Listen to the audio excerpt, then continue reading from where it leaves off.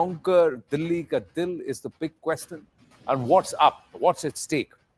Let's have a look at that. 70 seats. 70 seats are up for grabs as we signpost some of the key benchmarks of the numbers. 70 seats up for the grabs. It's not a two-cornered fight. The Congress is coming back into the fold here. And that's something that is worrying the Aam Aadmi Party. AAP defending 62 out of the 70 seats. They ran away with the mandate the last time around. 3 consecutive 7-on-7 scores in Lok Sabha polls for the BJP.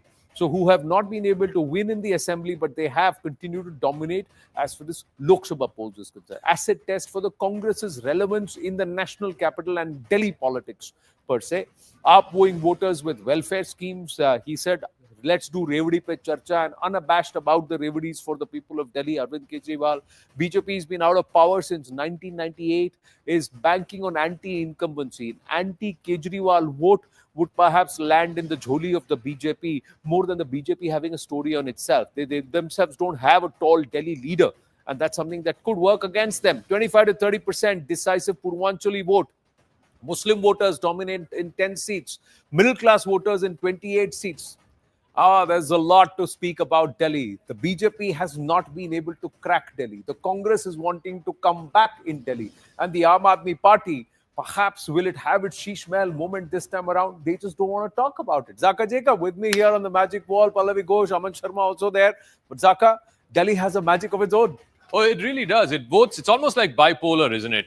When the Lok Sabha election happens, in the last 3 Lok Sabha elections, Delhi has given rich rewards to the BJP, 7-0. When the Vidhan Sabha election happens, this is what it panned out like in the last time around in 2020. 62 out of 70 with a dominant vote share of over 50%. And last election was predominantly a 2-horse race. It was between Aam Aadmi Party and BJP. And when you have a 2-horse race, look at that. Between the two of them, BJP almost 40% vote share, Aam Aadmi Party more than 50% vote share. So more than 90% of the vote share is dominated by these two parties. But the seat share, it has skewed so much in favor of Aam Aadmi Party. 62 seats to Aam Aadmi Party, just 8 seats to the BJP. If you look at, the regions, whether it is East Delhi on the other side of the Yamuna, whether it is West Delhi, where you had the first bunch of refugees and settlers after partition, the Punjabi heartland of Delhi, as it were, whether it is the outer parts of Delhi, where you have a lot of Jat voters, the AAP dominance, whether it is in 2020 or if you were to go back to the first time they won a majority on their own, which was 2015, which is an even more dominant performance. It was 67 at that time. The BJP had just 3 seats. The BJP upped it to 8 seats last time around. Also, the story of the Congress, before I bring in Aman and Pallavi, the Congress has had 0 representatives in the Delhi Vidhan Sabha for the last 2 election cycles. No MLAs in 2015, no MLAs in 2020, just 4% vote share. This time around, will that be a critical factor as well? Aman Sharma is here, Pallavi Ghosh is here in our studios. We also have our reporters across the length and breadth of Delhi as we count down to this all-important press conference. Aman, so a controversy in the run-up to the CEC's press conference on the Delhi dates. This whole thing about additional voters, both AAP and BJP have been sort of hurling charges at each other. Do you reckon the election commissioner will sort of address that question today? Well, I think, Zaka, it's a normal election commission exercise done before every election. In Delhi, I think this issue has got a life of its own because both parties are trading charges that voters are being added by either camp to get an advantage in the Delhi elections. I think it's a more of a noise just before the election dates are announced. I think there are larger issues here in this election right now. It's a very, very critical election, especially for the BJP. Which has not been in power in Delhi for the last 27 years. We have seen after the BJP bowed out of power in 1998, 3 terms of Sheila Dikshit, then 3 terms of Arvind Kejriwal. The essential politics of Delhi, Arvind Kejriwal changed from this developmental politics, which Sheila Dikshit followed, to this freebie politics, free power and latest promise of his rupees 2,100 to women. I think AAP has a leader's advantage, has I think a big advantage in Delhi because of that. But BJP this time, Zaka, I think is feeling that it has a better chance. Things are better. This election is different from the 2015 or 2020 election, basically because of 2 issues. Number one, the AAP's sheen is gone. It's no longer seen as that party which is very pious. It's simple living, high thinking, no corruption. There are serious corruption allegations which the BJP has milked during the Lok Sabha elections. Now there's a big Sheesh Mahal controversy this time, which the Prime Minister has spoken about on 2 occasions. Mr. Amit Shah has spoken. There's this CAG report So in a way, the BJP has much more to talk about against the Aam Aadmi Party, I think, in these elections. But that said, But does the BJP itself have its own organization set? Pallavi Ghosh, you would agree. Payal Mehta is with us. Anshul is also joining us. We'll have Arunima from Vigyan Bhavan in just a bit. Sherin is from the Aam Aadmi, from Sandeep Dixit's residence. We should have Sherin there. Akash Sharma should join us. But Pallavi, successive BJP presidents have sorted out the country. It's the largest political party in the world, but they've not been able to sort out Delhi. And the Congress now does it believe that it is the right time for it to claw back and pull away some of those voters who moved away from the Congress towards the AAP and pull them back. Will it truly be a three-way fight this time? But Anand, I think the Congress decided to go into this entire battle a little bit too late and also very half-heartedly, because I think for quite some time there was a large section in the Congress who felt, let's replicate the Lok Sabha formula and go into an alliance with AAP. And if you remember the day when this news started coming out from the Congress camp by way of leaks that, we are having an alliance with AAP, it didn't take more than 2 minutes for Arvind Kejriwal to immediately tweet that no alliance, in capital no. So that was a major snub for the Congress party. And I think I was told that at an inner party meeting, Rahul Gandhi said that this is it.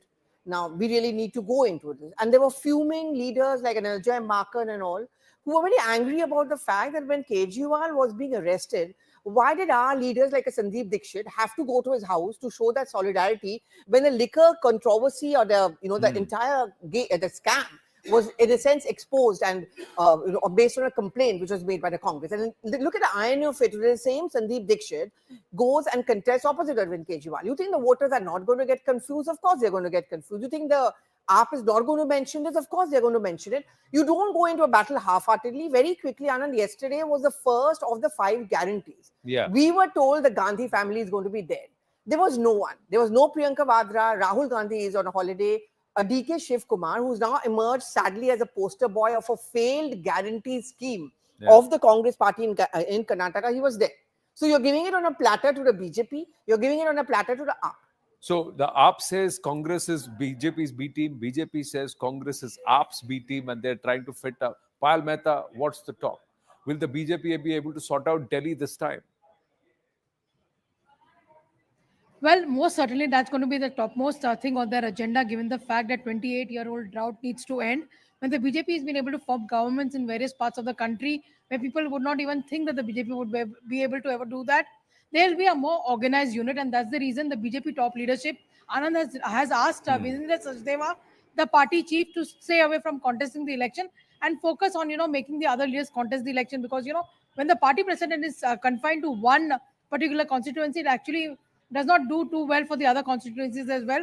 The BJP does understand that there is a huge window of opportunity with the fact that corruption has hit Arvind Kejriwal in the face. Multiple leaders within his party have been behind bars for multiple scams as well. People have also, called out the Aam Aadmi Party for promises like free water and probably free electricity, and they've got inflated bills, which Arvind Kejriwal in his guarantee has now said that they'll be withdrawn as well. But why did they make these promises in the first place, which could not be fulfilled? That is something which, of course, the BJP will obviously question, and that's the reason the Prime Minister calls the Aam Aadmi Party as Abda, basically, which means crisis. Abda nahi sahenge, badal ke rahenge. That's the slogan that the Prime Minister really has given as well. And of course, there's a lot of onus as far as the Congress Party is also concerned, because a weak Congress Party means bad news for the BJP, essentially number-wise speaking. Yeah. Weak Congress Party, yes, Abda ko badal ke rahenge, but within the BJP itself, there is a crisis of local leadership. They don't have a clear face, and that's something that the Aam Aadmi Party has been saying. Anshul, ek kahavat hai, chirag tale andhera. और वहीं पर अरविंद केजरीवाल अपनी रेवड़ी बांट रहे हैं in that space, because the BJP, all pan-India presence, 18 states, union territories, the NDA together, largest political party in the world, but in the national capital, they have no relevance when it comes to the state level politics. What's the mood in the AAP office?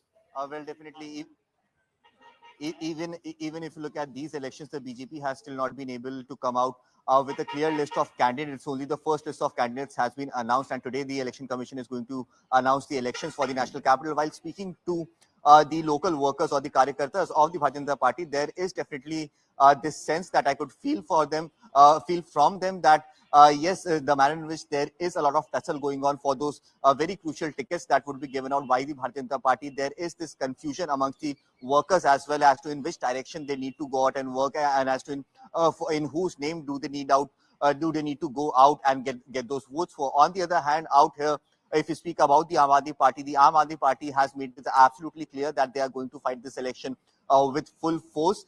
They have already announced all the candidates today. The campaign song has also been launched by Arvind Kejriwal himself. So somewhere or the other, the Aam Aadmi Party is showing that they are fully prepared for these elections, and they feel that the issue of corruption and no work that has been done on infrastructure and pollution, these are some things that won't stick with the people, and the people will continue to vote for the Aam Aadmi Party, because they have already done a lot for the people of the national capital, is what the Aam Aadmi Party claims. Are they losing? Water is something. Are they losing? It's not even the dynamics versus the BJP and with the Congress party, but it's with the people of Delhi. We'll come to that in a bit. Sharon is right outside Sandeep Dixit's residence. Is he for Arvind Kejriwal or against him? Has he decided? The former Chief Minister's son, Congress leader Sandeep Dixit.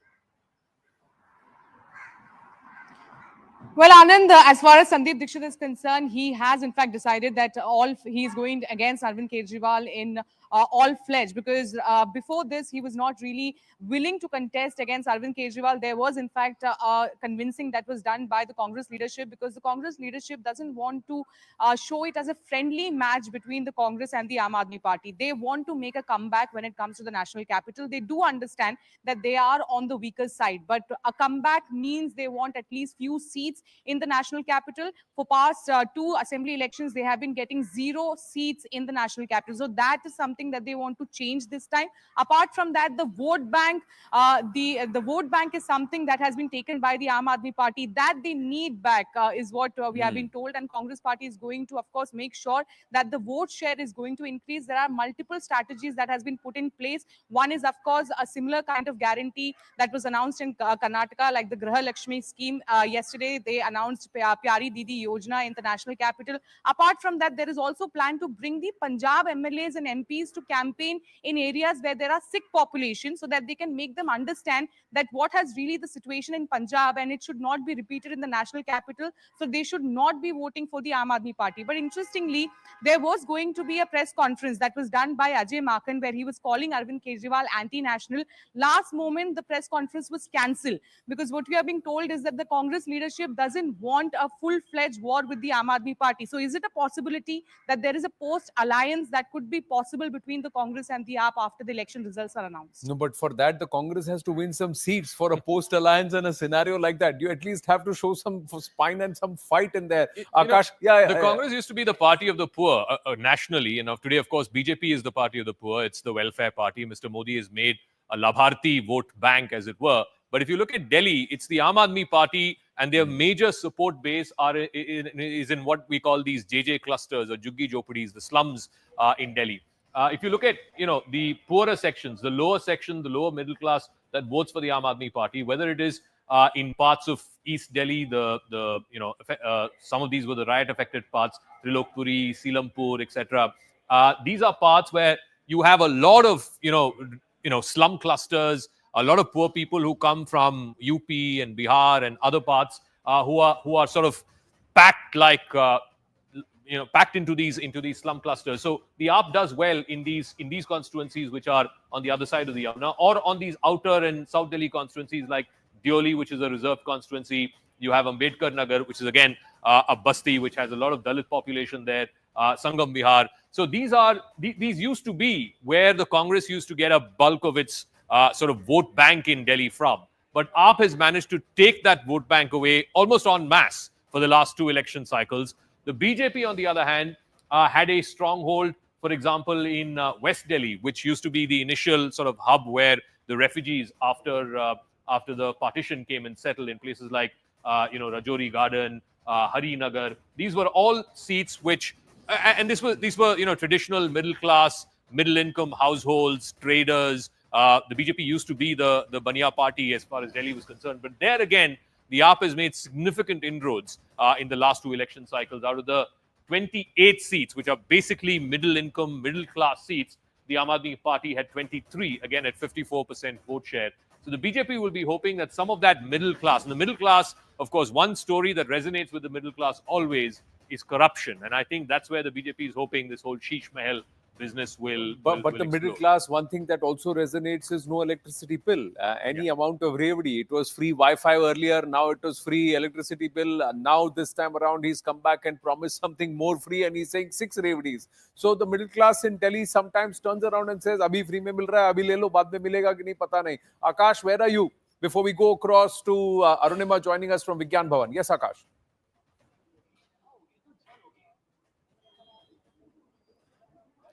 Akash, can you hear me? Where are you?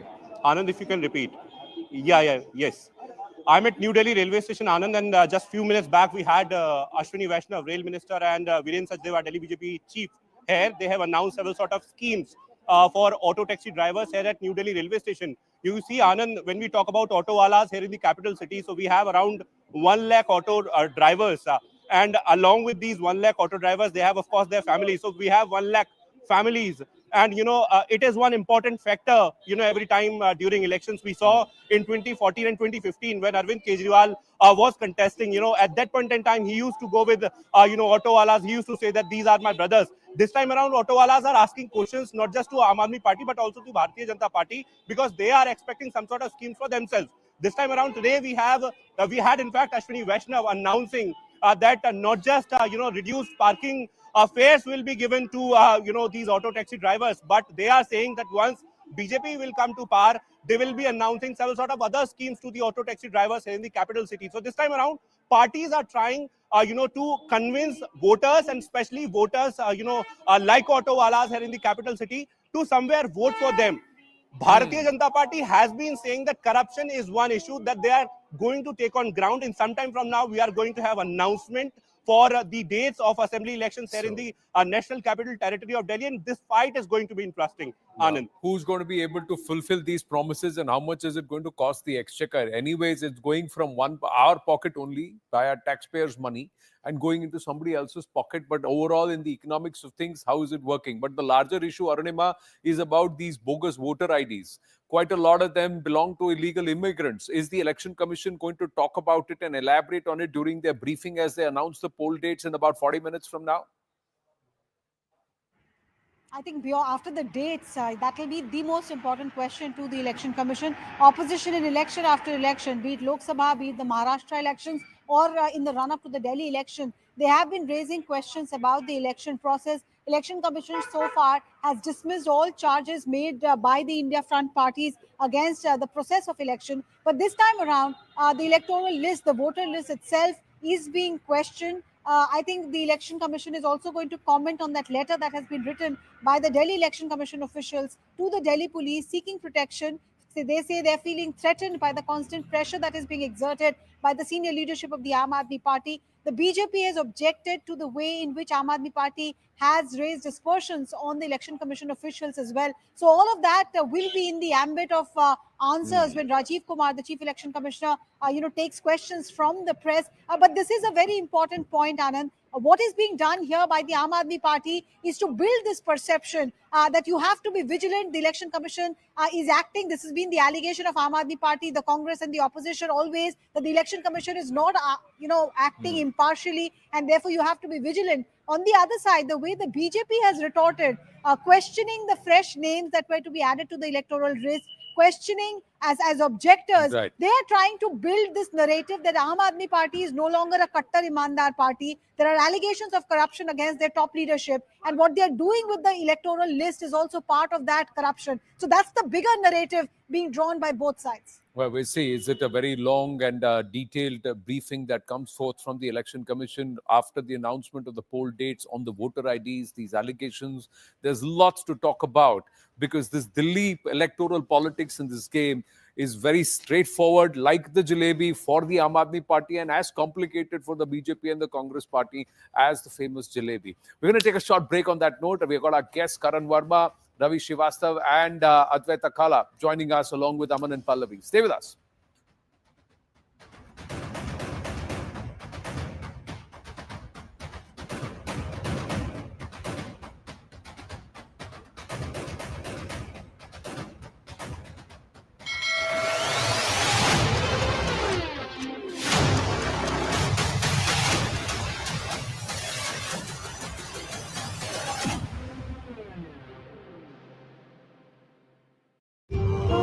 Justin Trudeau's political future in jeopardy, he's now made the bold decision to resign, paving the way for new leadership in Canada. Now, after weeks of pressure, both outside and from outside and inside his party, as well as a diplomatic standoff with India, Justin Trudeau has now stepped down as the Prime Minister of Canada and the leader of Liberal Party. Former Prime Minister Trudeau ally Jagmeet Singh, the head of the NDP, has now threatened a no-confidence motion after pulling out of the minority government.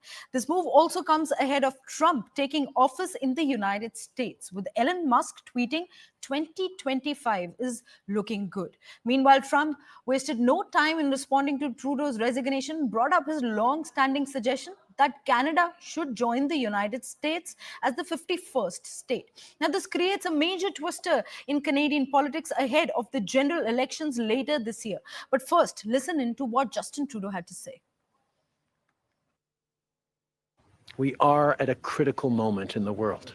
This country deserves a real choice in the next election, and it has become clear to me that if I'm having to fight internal battles, I cannot be the best option in that election. I intend to resign as party leader, as Prime Minister,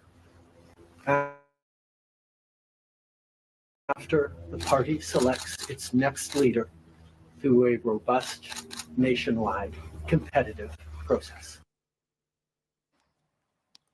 Well, joining us on the broadcast is our colleague Siddhant. Very good morning, Siddhant. Siddhant, facing mounting pressure from both allies and opponents, Justin Trudeau has finally stepped down. Now, what will be the implications to begin with after Trudeau's departure, especially for the upcoming general elections in Canada? Well, after his departure, in fact, he has announced that he will resign in March. So technically, he's a lame duck interim Prime Minister of Canada, and he's no more the leader of his party also. Until the party gives the new leader and the Prime Minister, he would be holding those two portfolios. And Liberal Party will open the leadership race, and perhaps the senior leaders of the party could participate and could run in the elections to be the leader of the Liberal Party. So that is one thing which will happen, and it would take approximately 2.5 months for a party to decide a leader. And so what Mr. Trudeau has done is that he has provoked the session, the parliament, until March 24. So until March 24, there cannot be any motion brought against him, because Jagmeet Singh and Conservatives were planning to bring motion against Justin Trudeau in the first sitting of the parliament. The first sitting of parliament was expected to happen in January this month. So now the sitting will not happen this month, not in February. It will happen in March. So by then, the Liberals will have a new phase to go into the elections, and the financial bill is also expiring in March. So the House would sit for that. And maybe in March, we could see that the fresh elections will be announced in Canada, because in the first sitting, the opposition parties could bring motion against the Liberal government, because even yesterday also the Bloc party said very clearly that this is not going to solve anything. We call for a fresh election. In fact, the same has been the position of the Jagmeet Singh's NDP and PRA Polebras Conservative Party. So all three parties are convinced that it's time to call early elections. But Liberals don't want to get into elections right now, because they know there's a lot of anti-incumbency against them, especially against Trudeau. So they want to get into the new elections with a new face of the party. So that is why they are buying time for next 2 to 3 months. So now Justin Trudeau will remain as a lame duck interim Prime Minister of Canada. He would not have any powers. There would not be any parliament sitting for next 2 months until March 24. And post that, we could expect Canada to go in elections. Right. Siddhant, help us understand. And let's basically talk about Trump's immediate response. Canada must merge with US together, and what a great nation it would be. Now, with Trump suggesting that Canada should merge with the United States, what are the likely possibilities, and how do you think this bold proposal will resonate with the Canadian voters, especially in the light of Trudeau's resignation? Well, Donald Trump has been trolling Justin Trudeau in Canada since Long. winning the elections. In fact, if you remember the first meeting between the two leaders at Mar-a-Lago, when Trudeau went to meet Donald Trump, perhaps to speak about the tariff issues and other issues. So even after that, also he addressed Trudeau as Governor Trudeau and Canada as the 51st state of United States. Perhaps Trump again writes on social media and says that and takes full credit of Justin Trudeau's resignation, because he has to say that Trudeau has resigned because he knows that the tariffs and the subsidies that America offers to Canada to be afloat will not be offered anymore under my regime, under Trump's regime, and because Right. and out of Right, fear Siddhant. of that, Trudeau has resigned. So again, Trump has mocked Justin Trudeau. With Justin Trudeau's political future in jeopardy, he's now made the bold decision to resign, paving the way for new leadership in Canada. Now, after weeks of pressure, both outside and from outside and inside his party, as well as a diplomatic standoff with India, Justin Trudeau has now stepped down as the Prime Minister of Canada and the leader of Liberal Party. Former Prime Minister Trudeau, Jagmeet Singh, the head of the NDP, has now threatened a no-confidence motion after pulling out of the minority government. This move also comes ahead of Trump taking office in the United States, with Elon Musk tweeting 2025 is looking good. Meanwhile, Trump wasted no time in responding to Trudeau's resignation, brought up his long-standing suggestion that Canada should join the United States as the 51st state. Now, this creates a major twister in Canadian politics ahead of the general elections later this year. But first, listen in to what Justin Trudeau had to say. We are at a critical...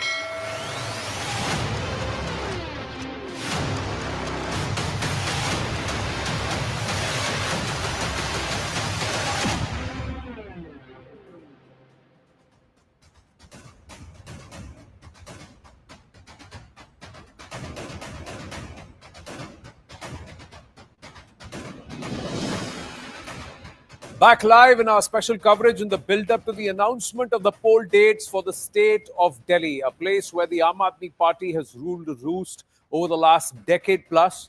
What a phenomenal rise for the AAP has it's been in just about a decade. 2012, after India Against Corruption and that entire movement, the birth of the Aam Aadmi Party, and it's moved not just from Delhi, it's increased its footprint into Punjab, a case study in itself, but more importantly, traditional national parties who believed that this was their gada, BJP versus Congress, they've been able to change the dynamics. Let's look at how Delhi has voted in the past quickly before we bring in Zaka on the magic wall to elaborate a little more. The capital vote metrics, the BJP has always had a 33-34% steady voter base.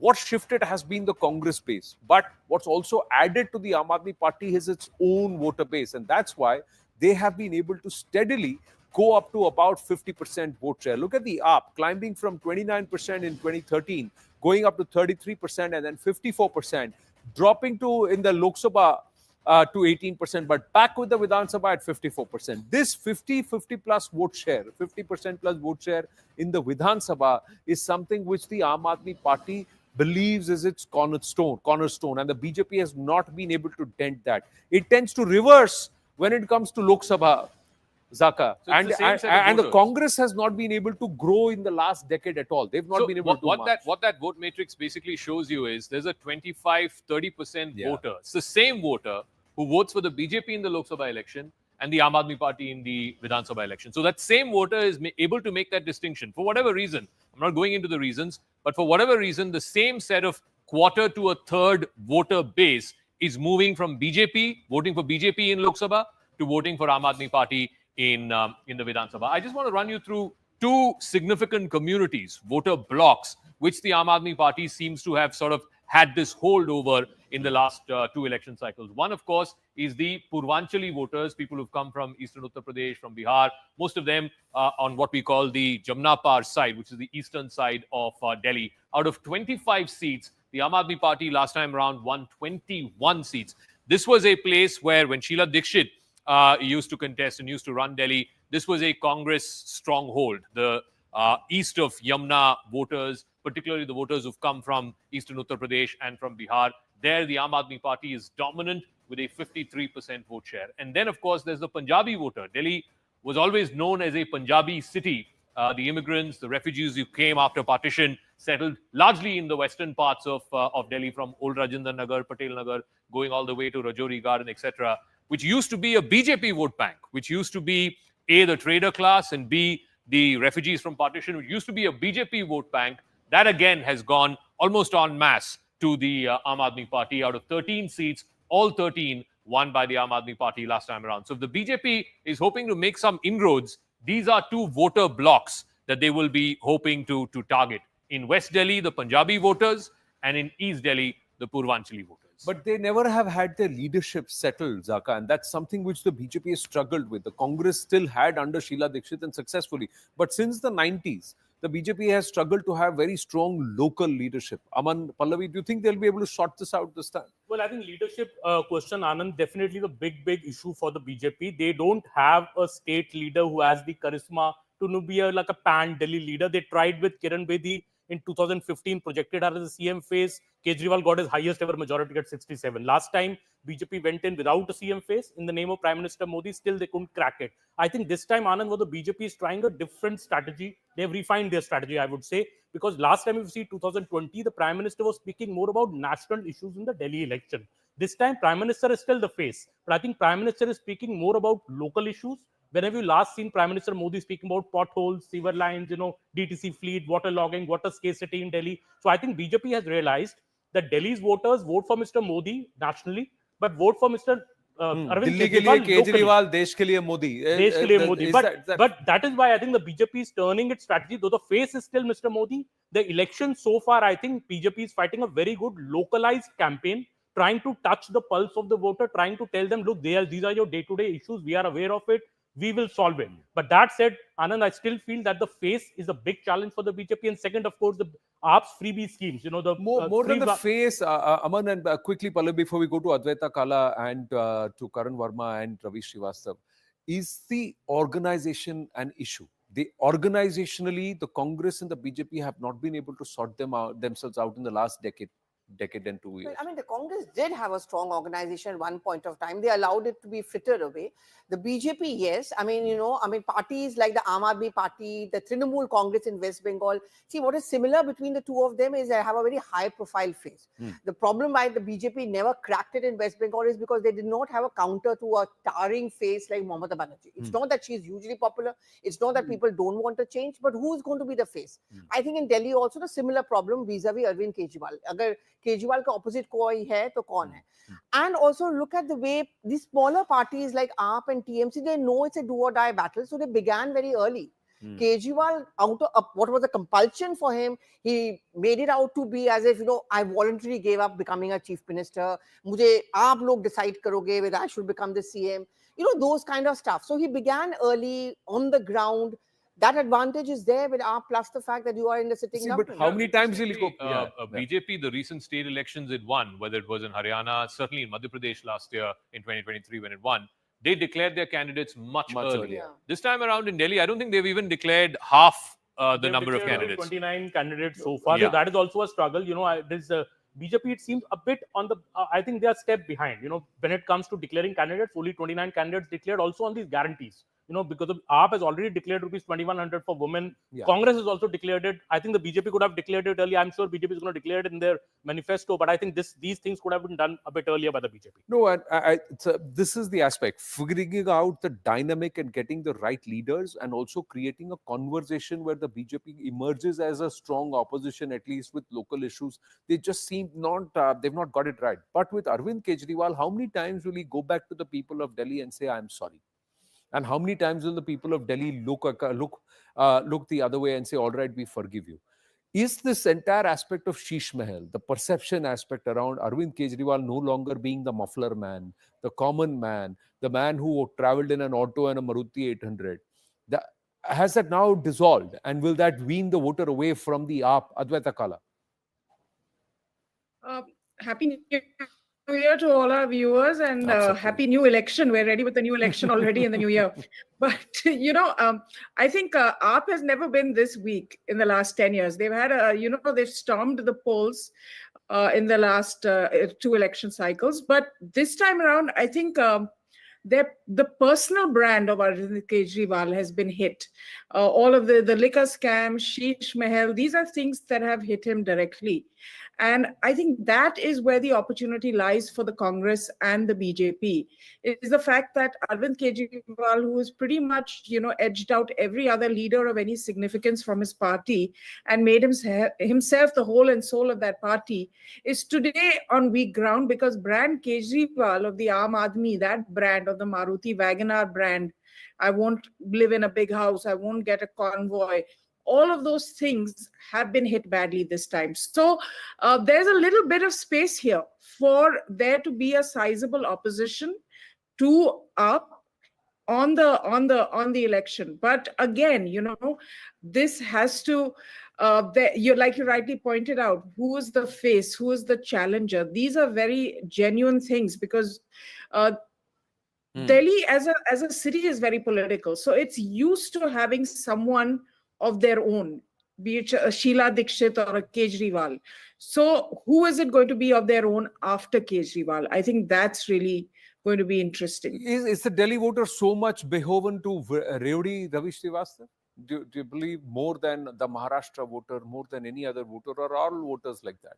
मेरा क्या फायदा है? मुझे कौन क्या कितना दे रहा है उसको मैं वोट दूंगा या दूंगी? Good afternoon, Anand. First of all, who is this? I mean, who is the person in the Indian politics who started all this? Prior to that, where did the concept of health, education, electricity, water, for elderly people, Tirth Yatra, or women welfare, or women free passes in the buses, who had these ideas in 2013, 14, 15? Nobody? Who brought this? I think if Kejriwal said, we are going to change the politics, he meant it. I mean, no need to remind us again and again that blue Maruti car, Wagoner, and that tutti hui chappal and the half t-shirt and this and that. No need to remind that again. He was an activist. He was not a political leader that time. He turned into a chief minister when people appointed him. People took him. And as a chief minister, this Sheesh Mahal bogie, if you call a 33 crore house a Sheesh Mahal, and that to a CM's residence, then I should call 500 crore house of Prime Minister a Taj Mahal. But creating these kind of stories are not going to work. If it was so, 2020 you discovered that there is a gold-plated, toilet seat. What are you doing for 5 years? Why didn't you file a FIR? Why did you make a corruption case? Why did you arrest the people? Does the chief minister or prime minister construct a house there? No, it's CPWD does it. A chief engineer does it. A contractor does it. Catch hold of them, book them, fire them, recover from them. Why name Aam Aadmi Party did it? Because they had promised they will not have a house, they will not have a toilet. So I think these bogies are not going to work. Another scheme this time which he has announced, that Sanjeevani, 70-year plus people, no income bar. 10 lakh people are there in Delhi of this age group, 70 plus. It's going to work wonders for them. Sanjeevani, he has made all these announcements, but the thing is that 1,000 rupees which he said he'll give to the ladies has not yet reached them. There is no approval, it's not passed, and it's not gone. So nobody said please don't do it. He himself said I won't do it. That's the point, Ravisha. Nobody is grudging you whatever somebody does, but when they say they will desist from it, and they will be as Aam Aadmi as they can be, and that's why it's called the Aam Aadmi Party. And then they cease to be that 5, 7 years, 10 years from there. Will the people also look at this and say, is he really walking the talk? That's what my question was. Nobody is grudging him his house. He's most welcome to it. But that's also from where it's come. It's 400 times the estimate approved or the tendering cost of around 7.9 crore, and what cost is about as per the CNAG report. So that's a different part. But I'm taking up into the politics of perception. Karan Verma. So Anand, at the outset, let me tell you, this is not a three-cornered battle. It's a one-on-one battle between Arvind Kejriwal and AAP versus the people of Delhi. This is the single worst government in any state, perhaps, and I can bet on statistics, putting every metric out there. whether it is education, whether it is healthcare, whether it is water. Education, 2/3 of the schools in Delhi, 1024 schools, do not have a principal or a headmaster. 80% schools, you cannot study science beyond class 11. Classrooms have been counted as toilets. He promised 500 schools, opened 28 schools. Today in Delhi government hospitals, one MRI, you have to wait for 6 months. One X-ray machine for 10,000 patients. Don't even get me started on the ghost patients and the mohalla clinic scams. The water that people here are drinking. I mean, this is an election about saving Delhi. No government has done more harm to a city, to a state, as this government has done. I'm even leaving aside Sheesh Mahal and this the splurging he's done. Purely in terms of delivery, this man needs to be voted out. People of Delhi have realized that. Yes, BJP Delhi has lagged behind. They could have, come up with a better narrative right now. They could have come up with a face. But despite all of that, there is no way that a person who has done this sort of disservice, who can't even enter the CM office, who cannot sign files because he's out on bail. We don't even know if he can continue to be the CM after this because things don't change. He's still an accused of liquor scam. He's still out on bail. So when the Prime Minister said AAP means Apada, it actually fits in the bill. 28 people died this year, Anand, only because this man failed to desilt the drains, and he admitted it on the MCD Civic Center. People are dying today because of the misgovernance of this government. It has to be voted out. Interestingly, if the Chief Minister is Atishi, why is the conversation point around Kejriwal? Because he said it's on me. He said it's a referendum on me. So if it's a referendum on him and if he gets the votes, can he contest elections and can he become the chief minister when he's an accused on bail? What are the aspects? That's glossed over. I will promise you this, but does it have cabinet approval and also approval from the LG's office or the Delhi administration? You have to run this in partnership. Can you go out and say, Aaj se le lo ji? Whereas there is a counter offer saying that no, nothing has been passed. So please don't come lining up at the hospitals because it's not passed and we can't give you. So there is the aspect of credibility. Like I said, it's perception. And is that going to hurt the AAP this time? But if it's going to hurt the AAP, who's going to gain? Because is there a challenger in the true sense? We'll talk about that and more. Just about under 20 minutes to go before the election commissioner sits there to announce the poll dates and perhaps also throw light on this entire aspect of bogus votes. Stay with us.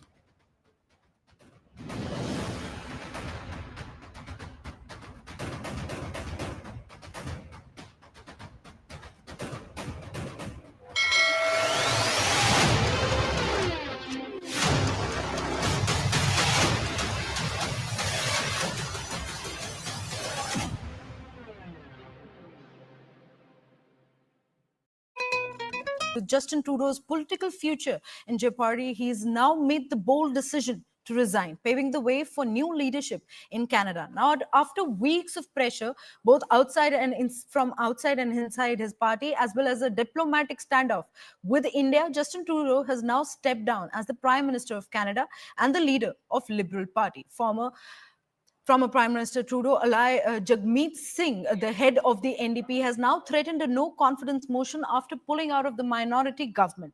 This move also comes ahead of Trump taking office in the United States, with Elon Musk tweeting 2025 is looking good. Meanwhile, Trump wasted no time in responding to Trudeau's resignation, brought up his long-standing suggestion that Canada should join the United States as the 51st state. Now, this creates a major twister in Canadian politics ahead of the general elections later this year. But first, listen in to what Justin Trudeau had to say. We are at a critical moment in the world. This country deserves a real choice in the next election, and it has become clear to me that if I'm having to fight internal battles, I cannot be the best option in that election. I intend to resign as party leader, as Prime Minister, after the party selects its next leader through a robust, nationwide, competitive process. Well, joining us on the broadcast is our colleague Siddhant. Very good morning, Siddhant. Siddhant, facing mounting pressure from both allies and opponents, Justin Trudeau has finally stepped down. Now, what will be the implications to begin with after Trudeau's departure, especially for the upcoming general elections in Canada? Well, after his departure, in fact, he has announced that he will resign in March. So technically, he's a lame duck interim Prime Minister of Canada, and he's no more the leader of his party also. Until the party gives the new leader and the Prime Minister, he would be holding those two portfolios. And Liberal Party will open the leadership race, and perhaps the senior leaders of the party could participate and could run in the elections to be the leader of the Liberal Party. So that is one thing which will happen, and it would take approximately 2.5 months for a party to decide a leader. And so what Mr. Trudeau has done is that he has provoked the session, the parliament, until March 24. So until March 24, there cannot be any motion brought against him, because Jagmeet Singh and Conservatives were planning to bring motion against Justin Trudeau in the first sitting of the parliament. The first sitting of parliament was expected to happen in January this month. So now the sitting will not happen this month, not in February. It will happen in March. So by then, the Liberals will have a new phase to go into the elections, and the financial bill is also expiring in March. So the House would sit for that, and maybe in March, we could see that the fresh elections will be announced in Canada, because in the first sitting, the opposition parties could bring motion against the Liberal government, because even yesterday also the Bloc party said very clearly that this is not going to solve anything. We call for a fresh election. In fact, the same has been the position of the Jagmeet Singh's NDP and Pierre Poilievre's Conservative Party. So all three parties are convinced that it's time to call early elections. But Liberals don't want to get into elections right now, because they know there's a lot of anti-incumbency against them, especially against Trudeau. So they want to get into the new elections with a new face of the party.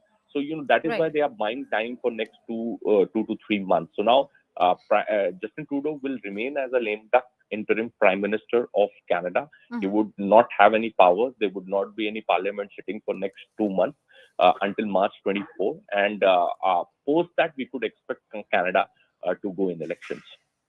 Right. Siddhant, help us understand. And let's basically talk about Trump's immediate response. Canada must merge with US together, and what a great nation it would be. Now, with Trump suggesting that Canada should merge with the United States, what are the likely possibilities, and how do you think this bold proposal will resonate with the Canadian voters, especially in the light of Trudeau's resignation? Well, Donald Trump has been trolling Justin Trudeau in Canada since winning the elections. In fact, if you remember the first meeting between the two leaders at Mar-a-Lago, when Trudeau went to meet Donald Trump, perhaps to speak about the tariff issues and other.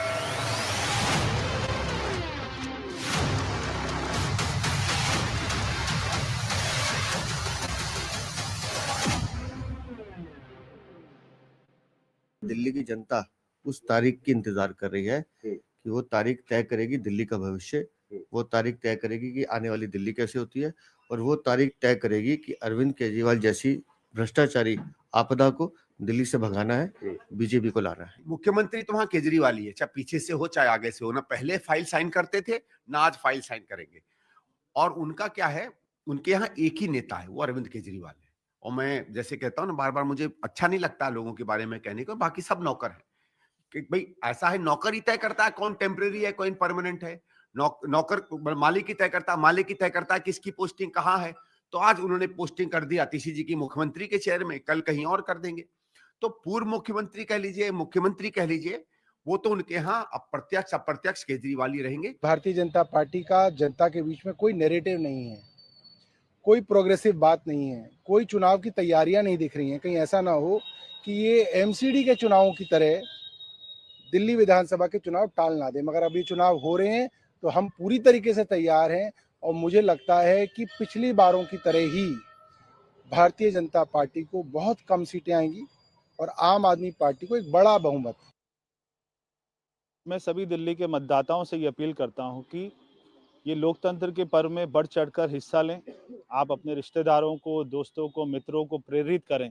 एक एक vote हमारे लिए कीमती है। हमारी सरकार अच्छी बने, एक ऐसी सरकार बने जो डबल इंजन की सरकार हो, जो मोदी जी के विजन को लेकर दिल्ली में एक अच्छा काम करे, ऐसी सरकार बने। देखिए, अरविंद केजरीवाल जी के इस मुद्दे नहीं है, वो इस तरह कोई बयान ट्वीट खेल रहे हैं, सारा दिन वो देखती है उनके ट्वीट आते रहते हैं और इस तरह के बयान कि ईडी आ गई, सीबीआई। अरे ईडी आ गई थी, सीबीआई आ गई थी, आपके खिलाफ पुख्ता सबूत थे, आपको जेल जाना पड़ा, आपको कुर्सी गंवानी पड़ी। अब ये तमाशा खेल बंद कर दीजिए, क्योंकि अब चुनावों में सिर्फ विक्टिम कार्ड खेलेंगे नहीं, आपको पकड़ेगी ईडीआई, वो कानून। उम्मीद है हम हमें भी सीबीआई ईडी आ रही है, लेकिन विक्टिम कार्ड मत खेलिए। 10 साल की रिपोर्ट कार्ड लेकर आइए और अब जनता की अदालत में है, आप उसका सामना करिए। देखिए, आम आदमी पार्टी चुनाव लड़ने के लिए पूरी तरह से तैयार है।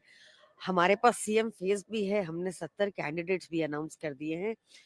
वहीं भाजपा की या अन्य पार्टियों की कोई तैयारी नहीं लगती। हम चाहेंगे कि हम उम्मीद रख सकते हैं कि इलेक्शन कमीशन एक free and fair elections conduct करेगा एंड दिल्ली की जनता भारी प्रचंड बहुमत से चौथी बार से फिर से अरविंद केजरीवाल जी को ही जिताएंगे।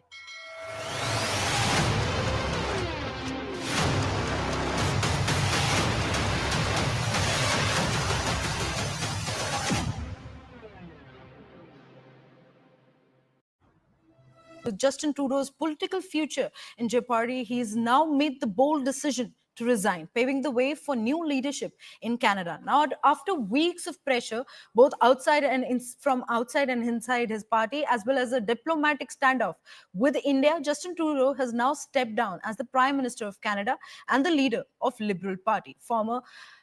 Former Prime Minister Trudeau ally Jagmeet Singh, the head of the NDP, has now threatened a no-confidence motion after pulling out of the minority government. This move also comes ahead of Trump taking office in the United States, with Elon Musk tweeting, 2025 is looking good. Meanwhile, Trump wasted no time in responding to Trudeau's resignation, brought up his long-standing suggestion that Canada should join the United States as the 51st state. Now, this creates a major twister in Canadian politics ahead of the general elections later this year. But first, listen in to what Justin Trudeau had to say. We are at a critical moment in the world. This country deserves a real choice in the next election, and it has become clear to me that if I'm having to fight internal battles, I cannot be the best option in that election. I intend to resign as party leader, as Prime Minister, after the party selects its next leader through a robust, nationwide, competitive process. Well, joining us on the broadcast is our colleague Siddhant. Very good morning, Siddhant. Siddhant, facing mounting pressure from both allies and opponents, Justin Trudeau has finally stepped down. Now, what will be the implications to begin with after Trudeau's departure, especially for the upcoming general elections in Canada? Well, after his departure, in fact, he has announced that he will resign in March. So technically, he's a lame duck interim Prime Minister of Canada, and he's no more the leader of his party also. Until the party gives the new leader and the Prime Minister, he would be holding those two portfolios. And Liberal Party will open the leadership race, and perhaps the senior leaders of the party could participate and could run in the elections to be the leader of the Liberal Party. So that is one thing which will happen, and it would take approximately 2.5 months for a party to decide a leader. And so what Mr. Trudeau has done is that he has provoked the session, the parliament, until March 24. So until March 24, there cannot be any motion brought against him, because Jagmeet Singh and Conservatives were planning to bring motion against Justin Trudeau in the first sitting of the parliament. The first sitting of parliament was expected to happen in January, this month. So now the sitting will not happen this month, not in February. It will happen in March. So by then, the Liberals will have a new phase to go into the elections, and the financial bill is also expiring in March. So the House would sit for that. And maybe in March, we could see that the fresh elections will be announced in Canada, because in the first sitting, the opposition parties could bring motion against the Liberal government, because even yesterday also the Bloc party said very clearly that this is not going to solve anything. We call for a fresh election. In fact, the same has been the position of the Jagmeet Singh's NDP and PRA Polebra's Conservative Party. So all three parties are convinced that it's time to call early elections. But Liberals don't want to get into elections right now because they know there's a lot of anti-incumbency against them, especially against Trudeau. So they want to get into the new elections with a new face of the party. So that is why they are buying time for next 2 to 3 months. So now Justin Trudeau will remain as a lame duck interim Prime Minister of Canada. He would not have any powers. There would not be any parliament sitting for next 2 months until March 24. And post that, we could expect Canada to go in elections. Right. Siddhant, help us understand. And let's basically talk about Trump's immediate response. Canada must merge with US together, and what a great nation it would be. Now, with Trump suggesting that Canada should merge with the United States, what are the likely possibilities, and how do you think this bold proposal will resonate with the Canadian voters, especially in the light of Trudeau's resignation?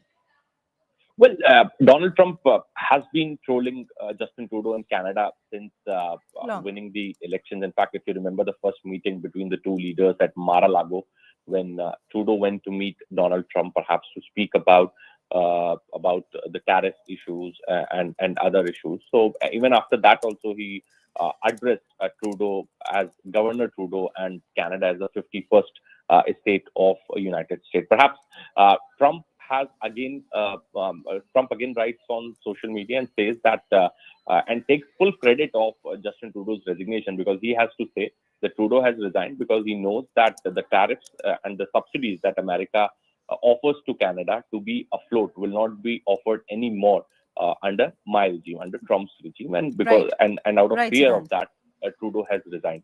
So again, Trump has mocked Justin Trudeau. With Justin Trudeau's political future in jeopardy, he's now made the bold decision to resign, paving the way for new leadership in Canada.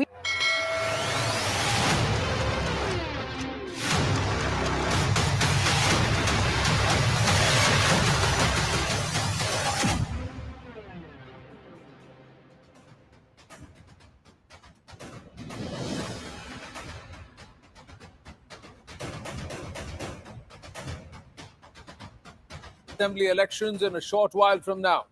The voting and counting dates will be announced during the press conference. Once the EC announces the poll dates, the model code of conduct will also kick in. The Delhi Assembly's term is set to conclude on the 23rd of February, with voting expected to take place in the first week of February. Meanwhile, former Delhi Chief Minister Arvind Kejriwal is ready to face off against Sandeep Dixit, former Congress MP, and also BJP's former West Delhi MP Parvesh Sahib Singh. In Kalkaji, CM Atishi will contest against Congress's Alka Lamba and South Delhi BJP MP Ramesh Biduri. In Jangpura, BJP Sardar Tarvinder Singh Marwa versus Farhad Suri of the Congress, and that will be against former Deputy Chief Minister Manish Sisodia, who finds his constituency shifted or changed away from Patparganj. Delhi Assembly elections will witness a three-cornered fight between the BJP, Congress and the Aam Aadmi Party, with both the BJP and the Congress wanting to go very aggressive this time around when they believe the AAP is at its weakest in Delhi.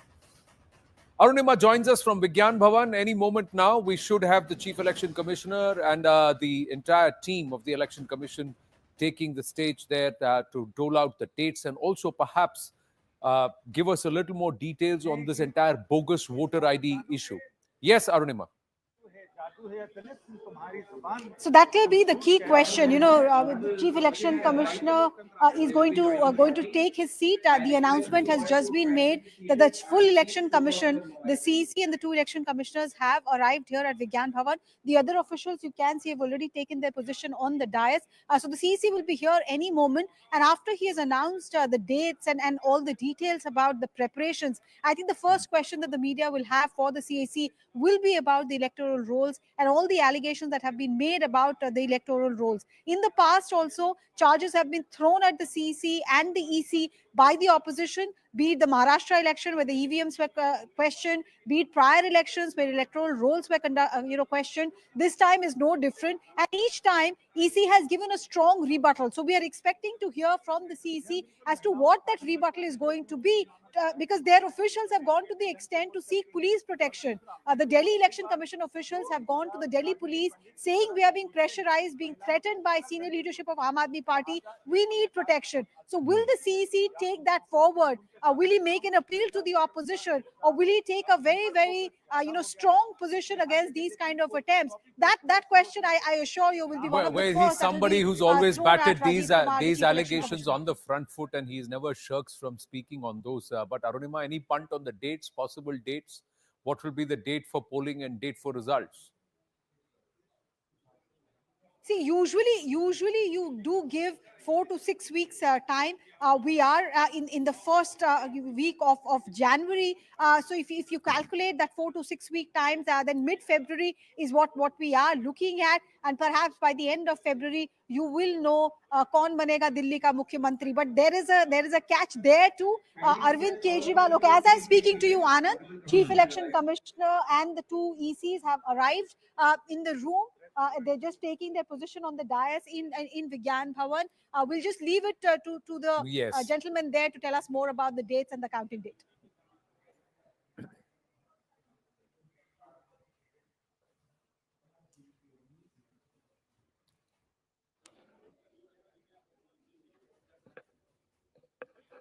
Kindly request all of you to please be seated. Sir, can we start? Yes. Thank you. A very good afternoon to all of you. At the very outset, I wish you all a very happy new year, and I formally welcome you all to this press conference by the Election Commission to announce the schedule for the elections to the Delhi Legislative Assembly. Besides being the first presser in the new year, this presser also holds a special significance, as from Bihar Assembly elections in 2020 to the Delhi Assembly elections in 2025, Chief Election Commissioner Shri Rajiv Kumar Sir would be completing one full election cycle of conducting elections for all legislative assemblies in 31 states, union territories, the historic Lok Sabha elections 2024, the presidential and the vice presidential elections in 2022, and the elections to the Rajya Sabha. Indeed, a rare feat. With this, on dais, I would like to welcome the Honorable Chief Election Commissioner, Shri Rajiv Kumar Sir, and the Honorable Election Commissioners, Shri Gyanesh Kumar Sir and Dr. Sukhbir Singh Sandhu Sir. We also have with us today Senior Deputy Election Commissioners and Deputy Election Commissioners in charge of various divisions in the ECI headquarters. The format of the press conference will be as follows. There will be an opening remarks by the CEC Sir along with the presentation. We will share the copy of the presentation with all of you after the event is over. This event is also being live streamed, and the presentation slides along with the updates will be shared live on our social media platforms. Following this, there will be a question and answer session. When you want to ask a question, kindly raise your hand and wait for your chance to be called to ask a question. I will direct the mic to come to you. Introduce yourself and your organization and then ask your question. I request all of you to please keep your mobile phones on silent mode. Now I request Honorable CEC to kindly deliver his opening remarks. Thank you, Anuj. Honorable Election Commissioner Shri Gyanesh Ji, Dr. Sukhbir Singh Ji Sandhu, all my colleagues from the Commission, friends from media, we welcome you to this press conference for the announcement of the schedule for the general elections in Delhi and also the by-polls wherever they are pending. जैसे अभी उन्होंने कहा कि ये इस वर्ष की पहली प्रेस कॉन्फ्रेंस है, तो I'll take this opportunity to greet all the voters, all the citizens of the country, और सबको बहुत-बहुत नववर्ष की शुभकामनाएं। और जैसे अनुज ने कहा कि ये मेरी एससीसी आखिरी प्रेस कॉन्फ्रेंस भी है, सो आप सबको, सभी वोटर्स से मेरी अपील है कि खासतौर से युवाओं से कि इसी तरीके से लोकतंत्र में अपनी भागीदारी बढ़ाते रहें। बहुत ही सुंदर बगिया है, इसको अपने वोट से हमेशा सजाते रहें। Friends, 2024 has been a year of elections globally. पूरे वर्ल्ड में इलेक्शंस हुए. Democracies में almost 2/3 of the population in the democratic world went for voting. हमारे यहाँ भी 2024 में 8 राज्य और यूटीज में इलेक्शंस हुए, जनरल इलेक्शन हुआ. एक अच्छा माहौल रहा. नए कीर्तिमान लोकसभा इलेक्शंस में हमने बनाए. विश्व में मैक्सिमम वोटिंग का परसेंटेज का रिकॉर्ड बना. लोगों की भागीदारी का, महिलाओं की भागीदारी का, वायलेंस फ्री इलेक्शंस का, no repolls, record seizures, inducement free to the extent it was possible. J&K, Manipur, LWE areas. So काफी रिकॉर्ड्स बने और मुझे उम्मीद है कि आने वाले समय में भी इसी प्रकार से लोकतंत्र और मजबूत होता रहेगा. Another landmark is in the making. आज कल हमारी इलेक्टरल रोल्स रिलीज हुई. आज भी 4 स्टेट में रिलीज हो रही है. We are crossing 99 crores voters. So we are going to be 1 billion voters very soon. Nation of 1 billion voters very soon. That's another world record which is in making.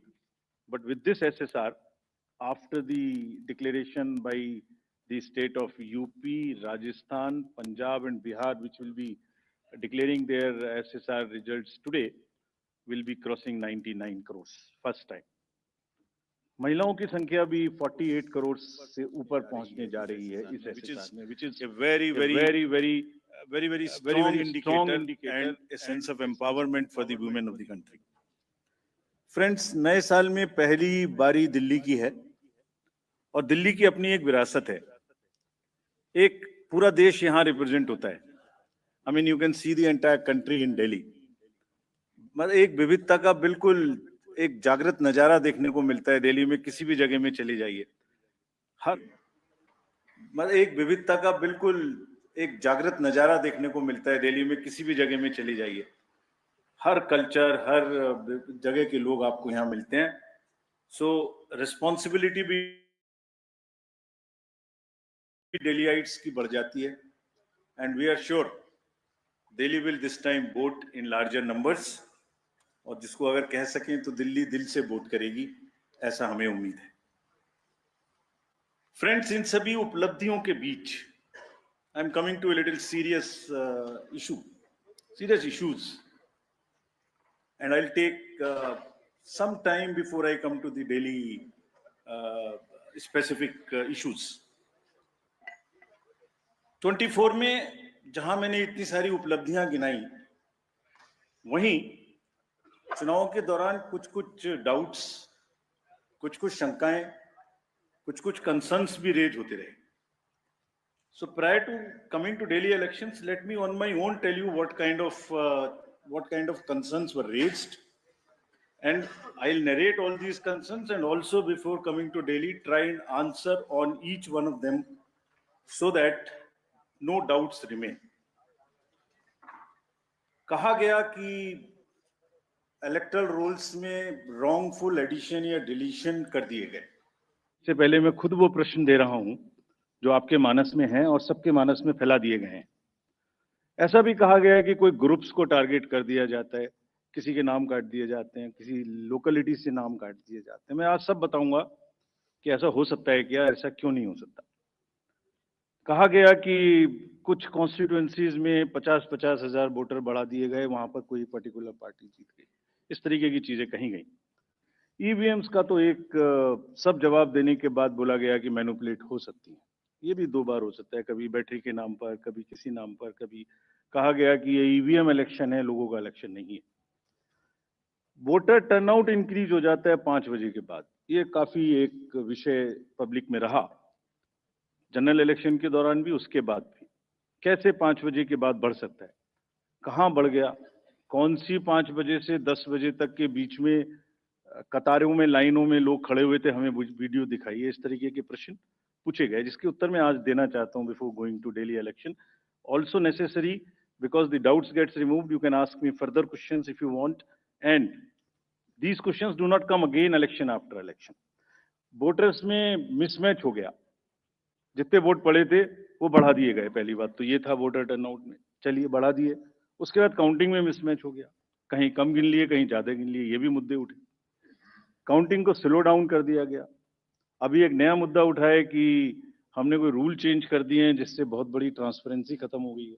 So all these questions are actually, अगर एक बहुत बड़ी picture आपको मैं दिखाऊं तो 10.5 lakh booth हैं country में। हर बूथ पर 4 से 5 पोलिंग ऑफिशियल्स होते हैं, तो उनका नंबर हो गया 10.5 इंटू 4 भी कर लें तो करीब करीब 45-50 लाख लोग हैं। ये 45-50 लाख जो पोलिंग ऑफिशियल्स हैं ये उसी स्टेट के होते हैं, डिफरेंट डिपार्टमेंट्स के होते हैं, डिफरेंट स्किल सेट्स के होते हैं। एंड चुनाव से बूथ पे पहुंचने के 2 days 3 days before they are randomized in front of the candidates and teams are formed. So they meet first time 2-3 days. So there cannot be, ऐसा लगता है कि जैसे 40-45 लोग कोई कॉन्स्पिरेसी या कोई गलती गड़बड़ करने के लिए बैठे हुए हैं इतने सारे क्वेश्चंस देख के। बड़ा पेन होता है इनको, because they are at the receiving end.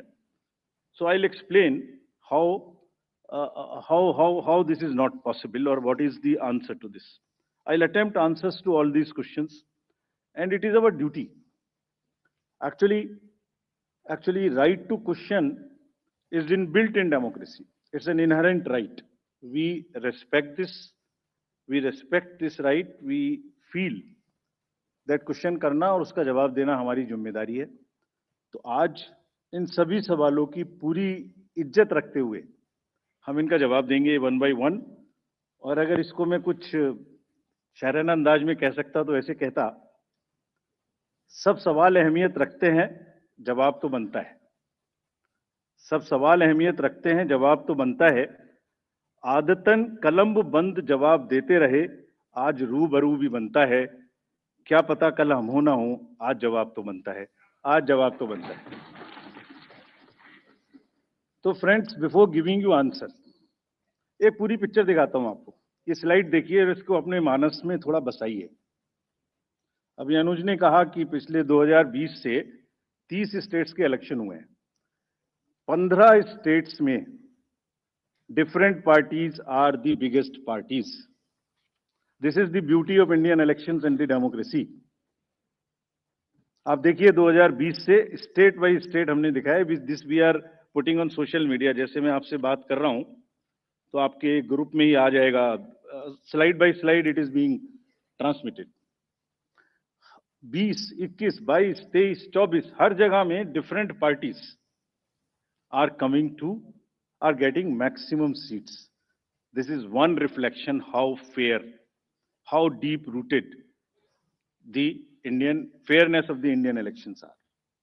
The voter, Indian voter is extremely aware, conscious, he understands everything, तो वही जवाब देता है। बट एनीवे, जो प्रश्न पूछे गए उनका जवाब मुझे देना चाहिए, मैं देता हूं उनका जवाब आपको।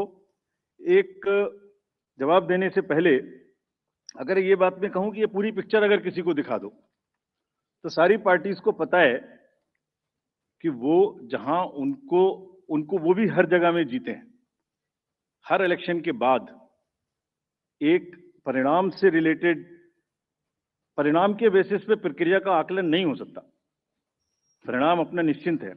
फिर से जो पार्टी सब जानती हैं कि वो भी जीतती हैं, अगर उसको भी शायराना अंदाज में कहा जाता तो कैसे कहते, ये मैं कहने की कोशिश फिर से करता हूं। वो जानते हैं वो जीत चुके हैं, उन्हें पता है। कर ना सकें इकरार तो कोई बात नहीं, मेरी वफा का उनको एतबार तो है। शिकायत भले ही उनकी मजबूरी हो, मगर सुनना, सहना, सुलझाना हमारी आदत तो है। Friends, with this I'll come to the electoral roll। अभी भी इलेक्टरल रोल के बारे में कहानी चल रही है। देखिए, आपको एक करीब 70 स्टेप्स ऐसे हैं। इलेक्टरल रोल, उसके बाद चुनावी प्रक्रिया, EVMs, polling station, form 17C, counting, जिसमें पॉलिटिकल पार्टीज और कैंडिडेट्स कॉन्टिन्यूअसली हमारे साथ रहते हैं। डिस्क्लोजर्स की जो मैं बात कहता हूं वो आज मैं आपको दिखा रहा हूं कैसे। अगर जब भी इलेक्टरल रोल बनता है तो रेगुलर मीटिंग्स होती हैं, फॉर्म 6 के बिना हो नहीं सकता। बीएलए हर पार्टी को अपॉइंट करने का अधिकार है। जो भी क्लेम्स एंड ऑब्जेक्शंस आते हैं वो हाथ की हाथ हर पॉलिटिकल पार्टी के साथ में शेयर किए जाते हैं। वेबसाइट पे ड्राफ्ट डाला जाता है। पोलिंग स्टेशन के रेशनलाइजेशन में कंसल्ट किया जाता है। कोई डिलीशन हो ही नहीं सकता जब तक उसके पीछे फॉर्म 7 ना हो। यहां तक कि अगर किसी की डेथ हो गई है उसका भी डेथ सर्टिफिकेट हम अपने रिकॉर्ड में लगा के बीएलओ के माध्यम से रखते हैं। अगर किसी का डिलीशन इसके अतिरिक्त होना है शिफ्टिंग में, उसको नोटिस देते हैं, वेबसाइट पे डालते हैं, क्लेम्स एंड ऑब्जेक्शंस का टाइम देते हैं।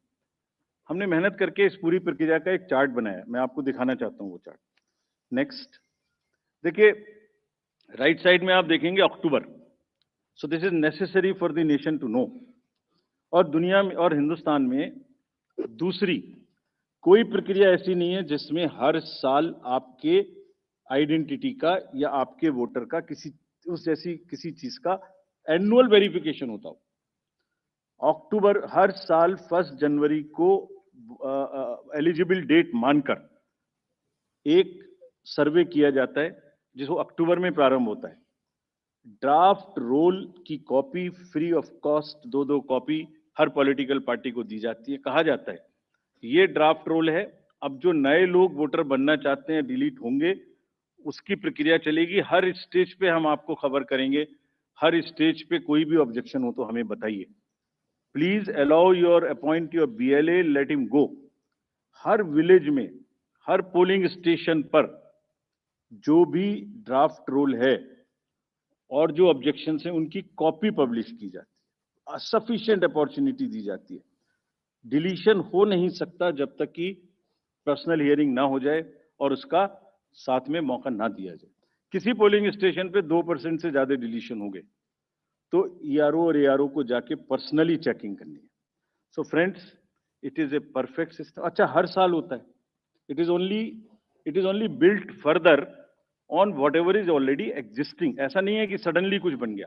और आप सोच के देखिए, जहां एक एक वोट की लड़ाई होती है वहां पर किसी पोलिंग स्टेशन से या किसी कॉन्स्टिट्यूएंसी से आप लगातार 10,000, 20,000, 50,000 जैसे बोल दिया जाता है सडनली, ऐसे नाम काट दीजिए, तो वहां तो क्या सिचुएशन होने वाली है आप सब लोग जानते हैं। और दूसरी बात, अगर किसी वजह से मान लिया 1% हो गया तो जो अक्टूबर, जो जब आज 5 जनवरी से लेके अक्टूबर तक का टाइम है, उसके बीच में फॉर्म्स क्यों नहीं भरे जाते कि ये डिलीट कर दिया जाए या इसको नया जोड़ दिया जाए? Only at the time of elections, when it is happening in that particular state, these kind of issues are raised. These is absolutely impossible. किसी बीएलओ के द्वारा अगर कोई भी 1-2 नाम इधर उधर हो गया, उसको करेक्ट करने के सफिशिएंट मौके हैं। और अगर ऐसी सूचना कोई हमारे सामने आती है तो we'll take action also against them. After explaining SSR, I'll come to the EVMs. बहुत बार EVMs के बारे में हम लोग बात कर चुके हैं, लेकिन आज मैं फिर से ये सब एक पब्लिक डोमेन में डालना चाहता हूं ताकि ये अभी अब स्लाइड्स भी आपको ये वाली सब हाथ की हाथ सोशल मीडिया पर भेजी जा रही हैं। Late me explain this properly again, क्योंकि इतने डाउट्स क्रिएट करने की कोशिश हुई है कि पब्लिक को पता लग जाना चाहिए। एक बार चुनाव की तारीख से 7 या 8 दिन पहले ईवीएम्स को कमीशन किया जाता है, उसमें सिंबल डाले जाते हैं, वो एजेंट के सामने डाले जाते हैं। उसके बाद में उसको मॉकपोल करने की छूट होती है। वो उसी दिन मॉकपोल करके देख लें सिंबल ठीक पड़ गए, उसी दिन उसमें नई बैटरी डाली जाती है, उसी दिन वो बैटरी सबके सामने में सील होती है। उसके बाद उसको उठा के ईवीएम्स को स्ट्रांग रूम में जमा किया जाता है, उन्हीं के सामने सील लगाई जाती है। उसके बाद में जिस दिन पोलिंग डे होगा उस दिन सील उनके सामने तोड़ी जाती है and they are allowed to remain at the strong room. Polling day में डिस्ट्रीब्यूशन के बाद पोलिंग स्टेशन पे सबसे पहले कहा जाता है आपको ये वाली सीरियल नंबर की पोलिंग ईवीएम दी गई थी, प्लीज चेक वही है, आपने सील लगाई थी, प्लीज चेक वही है, उस दिन आपने मॉक पोल किया था, आज फिर कर लीजिए, सुबह सबसे पहले फिर मॉक पोल कर लीजिए। Polling agent is inside the polling station. शाम को वो दिन भर रिकॉर्ड रखते हैं कौन आया कौन गया। शाम को पोल खत्म होने से पहले, पोलिंग स्टेशन छोड़ने से पहले form 17C account of votes, किसमें कितने वोट पड़े इसकी संख्या उनको दे दी जाती है। I will cover this point again when I come to VTR. EVMs को वापस स्टोर रूम में लाया गया, फिर उनके सामने ताला लगाया गया, फिर काउंटिंग के दिन आए, फिर कहा भाई काउंटिंग में फिर देख लो वही मशीन है, फिर सील चेक कर लो, उसके बाद में फॉर्म 17C से मिला लो। अगर 17C से काउंट मिलेगा तभी काउंटिंग प्रोसीड करेगी। तो पोलिंग स्टेशन छोड़ने से पहले आपके हाथ में 17C दे दिया, काउंटिंग से पहले फिर मैच करके आपको दिखा दिया। उसके बाद 5 रैंडमली सेलेक्टेड वीवीपैट्स की गिनती भी कर ली। ये नेक्स्ट सारी चीजों को बहुत बार चैलेंज किया गया। देखिए, मैंने पिछली बार भी एक किताब आपको दिखाई थी जो हमने बनाई है, वेबसाइट पे डाली है, आज फिर दिखाता हूं। माननीय हाई कोर्ट और सुप्रीम कोर्ट ने क्या कहा है। उन्होंने कहा है कि ईवीएम हैक हो ही नहीं सकती। There is no evidence of unreliability और any drawback in the EVM. I am circulating it, please see the details. Details are there in the court orders. Court orders are here compiled, they are on our website. There is no question of introducing virus or bug in the EVM. There is no question of invalid votes in the EVM. No rigging is possible. High Court and Supreme Court is saying continuously in different judgments which are here. No alteration in results is possible by activating a Trojan horse or a virus. Evidence inspires confidence of the court that they are tamper-proof. What else can be said? EVMs are foolproof devices for counting. Allegations of tampering are baseless. We are not saying. We are speaking now because we don't speak when elections are on.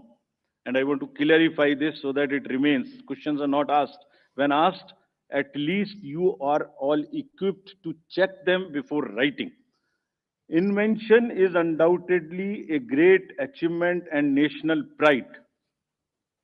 EVM with VVPAT system ensures accuracy of voting system. ECI has successfully held free and fair elections. Lowering down of the image and prestige of the constitutional body cannot be allowed. On paper ballots, return to outdated paper ballot system is unwarranted, regressive. This is aimed at derailing the electoral process. What else can be said? Friends, everything is in the form of an FAQ available. We have uploaded, we have conveyed to from wherever these questions have come. Please refer to them. Now, let me come to the voter turnout. ये basic question हमसे पूछे गए। शाम 5 बजे के बाद अचानक से 8-10% शाम 11 बजे तक कैसे बढ़ सकते? उसी दिन की बात हो रही है, नेक्स्ट डे की बात नहीं हो रही। On the day of polling crore सौ वोट बढ़ा दिए गए।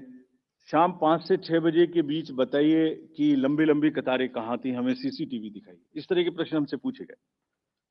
अभी आपको याद होगा कि it's a misconceived narrative. I will explain how it is a misconceived narrative. एक ग्लोबल एक्सपर्ट हैं आईटी के, जब हमारा चुनाव चल रहा था तो उन्होंने कहा था ईवीएम्स कैन बी हैक्ड। सब आप लोगों ने देखा होगा। अरे भाई, वहां ईवीएम होती ही नहीं है। There are electronic voting mechanisms, they are called, they are not EVMs. There are electronic machines which do voting from different times. वो रीडर्स होते हैं, वो होते हैं। उसके बाद भी यहाँ हल्ला हो गया, खूब चला सोशल मीडिया में कि वो बोल रहे हैं कि ईवीएम हैक हो सकती है। अभी क्या कहा सेम एक्सपर्ट ने कि हमें तो लगे 1 महीना 1.5 महीना काउंटिंग करने में, इंडिया में तो 1 दिन में काउंटिंग हो जाती है। We just follow the narratives which are suiting. Let me explain how VTR can not be change. Please इसको बस बना के फिर I will come to Delhi. सुबह 9:30 बजे, 11:30 बजे, 1:30 बजे, 3:30 बजे, 5:30 बजे sector magistrates go from booth to booth. They collect what is the trend.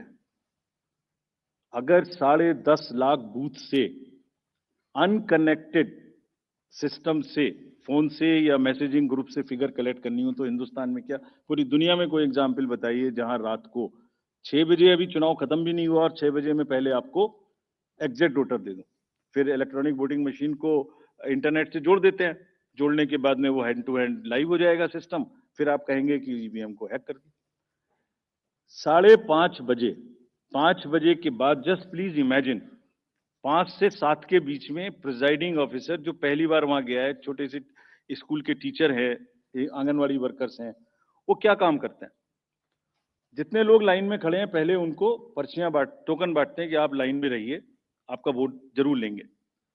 थोड़ी थोड़ी कहा सुनी भी होती है गेट पर कि हम तो टाइम में आ गए थे। फिर वो किसी तरह से लॉ एंड ऑर्डर संभालते हैं, एडमिनिस्ट्रेटिव जॉब करते हैं, बंद करते हैं, सबका वोट डलवाते हैं। उसके बाद में वोटिंग खत्म कराते हैं, मशीन को सील करते हैं, बैटरी को सील करते हैं, n नंबर्स ऑफ फॉर्म्स बनाते हैं, 17C इंक्लूडेड। और सोचिए 17C बनाने के बाद हाथ से लिखते हैं, लिखने के बाद एजेंट के हाथ में वो कॉपी देते हैं, सील कराते हैं। अब एक आप इमेजिन करिए, 10.5 लाख बूथ पर अगर 4 एजेंट भी मान लें तो 40 lakh form 17C are available with the agents at close of poll before leaving polling station. अगर महाराष्ट्र का जिक्र लेने तो 1 लाख बूथ थे लगभग, 4 भी मान लें तो 4 लाख 17C फॉर्म। अगर मैं यहाँ 300-400 लोग हैं आप लोग, इनके बीच में एक कागज सर्कुलेट कर दूं और कहूं कि 1 घंटे के बाद में इसको मुझे वापस कर दीजिए, मैं बदल दूंगा, तो बदल सकता हूं क्या? संभव है क्या? Every candidate of a legislative assembly by the end of the day collects form 17C from his polling agents and knows exactly on which booth how much has been voted, votes have been cast. कहीं तो 1-1, 2-2 महीना counting नहीं हो पा रही और हमसे क्या पूछा जा रहा है कि आपने 6 बजे के बदले 11:15 बजे तक 8% बढ़ा दिया। अरे भाई, वो 7, 7:30 बजे सारी मशीन को लेके बूथ से उठ के काउंटिंग डिपॉजिट सेंटर में आएगा, प्रिजाइडिंग ऑफिसर मशीन जमा करेगा और 7:30 बजे के बाद, 8 बजे के बाद जैसे जैसे वो लौटेगा, फिर से voter turnout app which is not a statutory document, उसको ठीक करना शुरू करेगा। 11, 11:15 बजे तक हमने जनरल इलेक्शन 24 के बाद, जिससे कंफ्यूजन ना रहे, 11:30 बजे, 11:45 बजे रात को फिर एक रिलीज करना शुरू किया प्रेस का, ताकि ये भी ना रहे कि अगले दिन क्या हुआ, पहले दिन क्यों नहीं बताया। हमने उस दिन रात को करना शुरू किया। अब कहा जा रहा है कि 6 बजे बता दीजिए। 6 बजे पोलिंग स्टेशन बंद करें, 6 बजे मशीन को जमा करें, या 6 बजे पहले सबसे पहले ये बताएं कि क्या हुआ। Therefore, this gap is a very, very procedural inbuilt gap. It will always remain. So there is nothing wrong in it. And nobody involved, nobody in any exercise can ever tell कि अगर 6 बजे कोई exercise बंद हुई है तो 6:15 बजे उसका पहले एग्जैक्ट पोलिंग परसेंटेज बता दीजिए। Impossible, unless it is connected to the net, it is impossible. Friends, form 17C ही धीरे धीरे रात तक वही एग्रीगेट हो जाता है जो फॉर्म 17C का एग्रीगेट है। Anybody can check. हमने क्लोज ऑफ पोल पे दे दिया, 11:30, 12 बजे हो जाएगा और अगले दिन हम एक स्क्रूटिनी करते हैं जिसमें ऑब्जर्वर्स और कैंडिडेट्स को बुलाते हैं, और बहुत सारी पोलिंग पार्टी रात में लेट आती हैं। वो करने के बाद अगले दिन it gets revised and increases by a percentage और so Form 17C is the statutory form. There is nothing which VTR does not explain. It explains fully everything. Coming to the next and the last point, mismatch हो गया votes polled and votes counted में।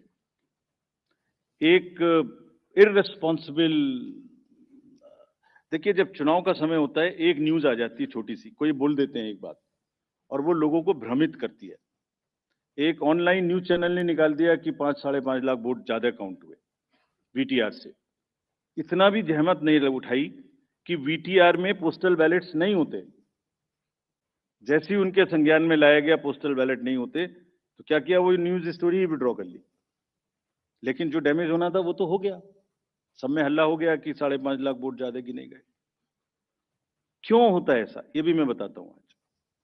इसका standard protocol है, standard protocol है, लिखित है। और जैसे मैंने आपको किताब दिखाई, ऐसी 70 हमारी हर प्रोसेस की इस तरीके की, इलेक्टोरल रोल से रिलेटेड हो, काउंटिंग से रिलेटेड हो, पोलिंग एजेंट से रिलेटेड हो, पॉलिटिकल पार्टी हो, कोई सी भी प्रोसेस हो, सबकी सब वेबसाइट पर 70-80 हमारी पूरी की पूरी डिटेल्ड गाइडलाइंस उपलब्ध हैं, सर्कुलेटेड हैं पॉलिटिकल पार्टीज को।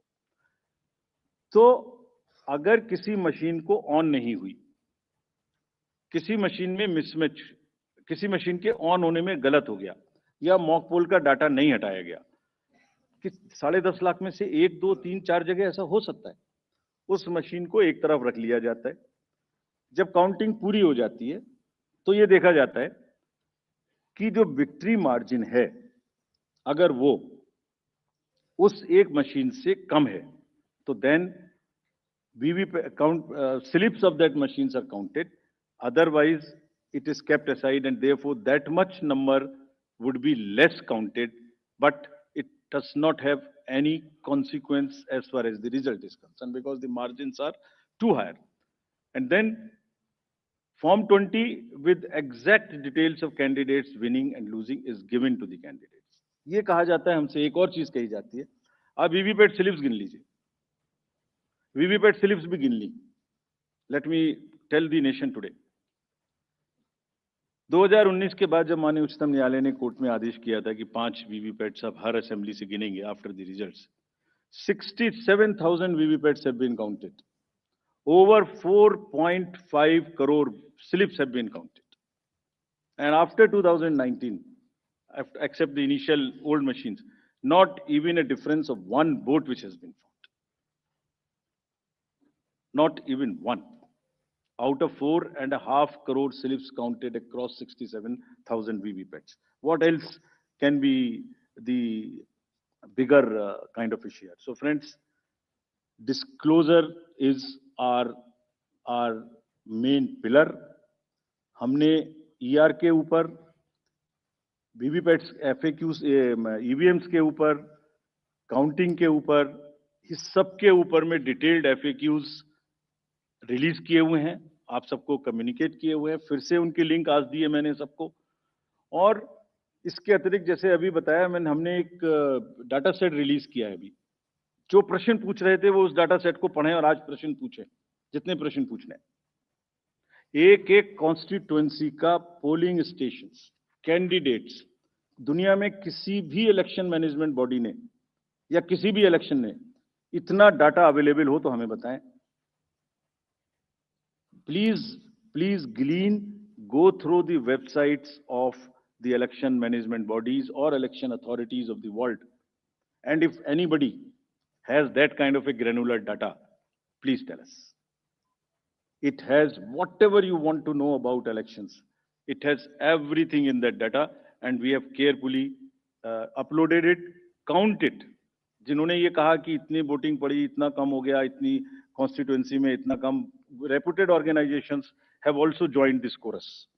There is a case pending in the Honorable Supreme Court. Will answer in detail there, but let them look inward and see if it is available anywhere in the world. Disclosure is our forte, and glean anywhere. General accusations मत लगाइए, कोई भी specific accusation हो हमें बताइए, इस booth पर ये गड़बड़ी हुई, इस कॉन्स्टिट्यूएंसी में ये गड़बड़ी हुई, हम जवाब देंगे। ये हमारी ड्यूटी है, हम जवाब देंगे, पूरी इज्जत के साथ जवाब देंगे, पूरी विनम्रता के साथ जवाब देंगे।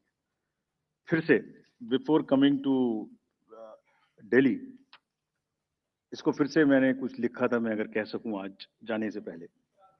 इरशाद, आरोपों और इल्जामात का दौर चले कोई गिला नहीं, आरोप और इल्जामात का दौर चले कोई गिला नहीं, झूठ के गुब्बारों को बुलंदी मिले कोई शिकवा नहीं, हर परिणाम में प्रमाण देते हैं पर वो बिना सबूत शक की नई दुनिया रौनक करते हैं, और शक का इलाज तो हकीम लुकमान के पास भी नहीं। Friends, India is gold standards of elections. ये हमारी साझी विरासत है, सभी स्टेक होल्डर्स की, पॉलिटिकल पार्टीज की, इलेक्शन कमीशंस की। कमीशन में कोई कॉन्स्पिरेसी, कोई गड़बड़ी की गुंजाइश हो ही नहीं सकती, इतने डिटेल्ड प्रोसीजर्स हैं। इंडिविजुअली कोई गलती करे तो हम सजा देने के लिए तैयार हैं, सजा लेने के लिए तैयार हैं। ये साझी विरासत है। अगर हमने इलेक्शन करा के अच्छे लोकतंत्र में बीज बोया है तो पॉलिटिकल पार्टीज ने उसमें खाद डाला है। ये सबकी साझी विरासत है, बहुत मेहनत से इसको बनाया है, कभी भी कोई प्रश्न आएगा तो हम पूरी निष्ठा के साथ उसका जवाब देंगे, लेकिन झूठ के गुब्बारे प्लीज मत उड़ाइए। बिकॉज इससे क्या हो रहा है, लोगों में एक भ्रम फैल जाता है, पता नहीं क्या गड़बड़ है। और please ask young voters around in your house और नियर यू, वो भ्रमित होते हैं, कहते हैं क्या करना है वोट देके जाके। We are pushing the younger lot to, और those who are sitting on the fence, to outside, to discouraging them from voting. Please, it is our joint duty to encourage them voting. Coming to Delhi now. Next. Delhi has 70 constituencies, 58 general and SC constituencies are 12. If I come to the voter profile, voters, there are 1.55 crore voters as per the electoral rolls declared yesterday by the CEO. 83.49 lakhs male and 71.74 female. Young voters are also 25.89. First time voters are 2.08 lakhs. This is what we are trying everywhere to get new voters.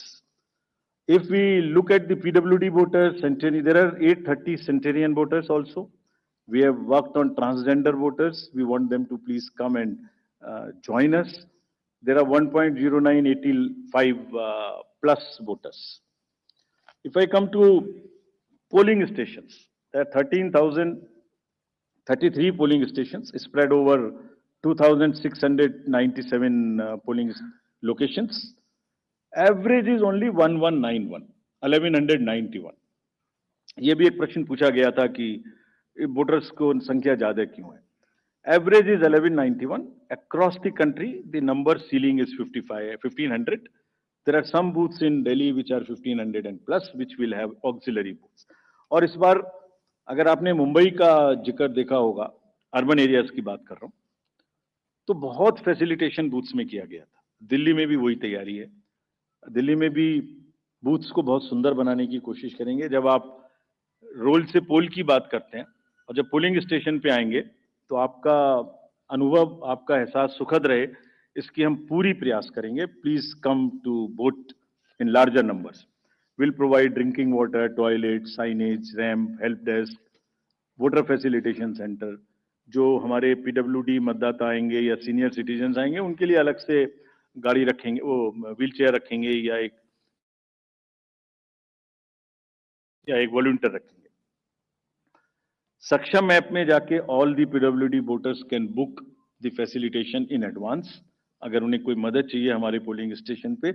But हमारी भी duty है कि अगर कोई person with disability हमारे booth पर आते हैं तो हम सब वोटर, आजकल ये ट्रेंड हमने नया शुरू किया है, हम बड़ी मतलब कोई उनको सहानुभूति की जरूरत नहीं है, उनको बराबर की देने की जरूरत है, तो हम बड़ी इज्जत के साथ उनको लेके आते हैं, बड़े प्यार से लेके आते हैं।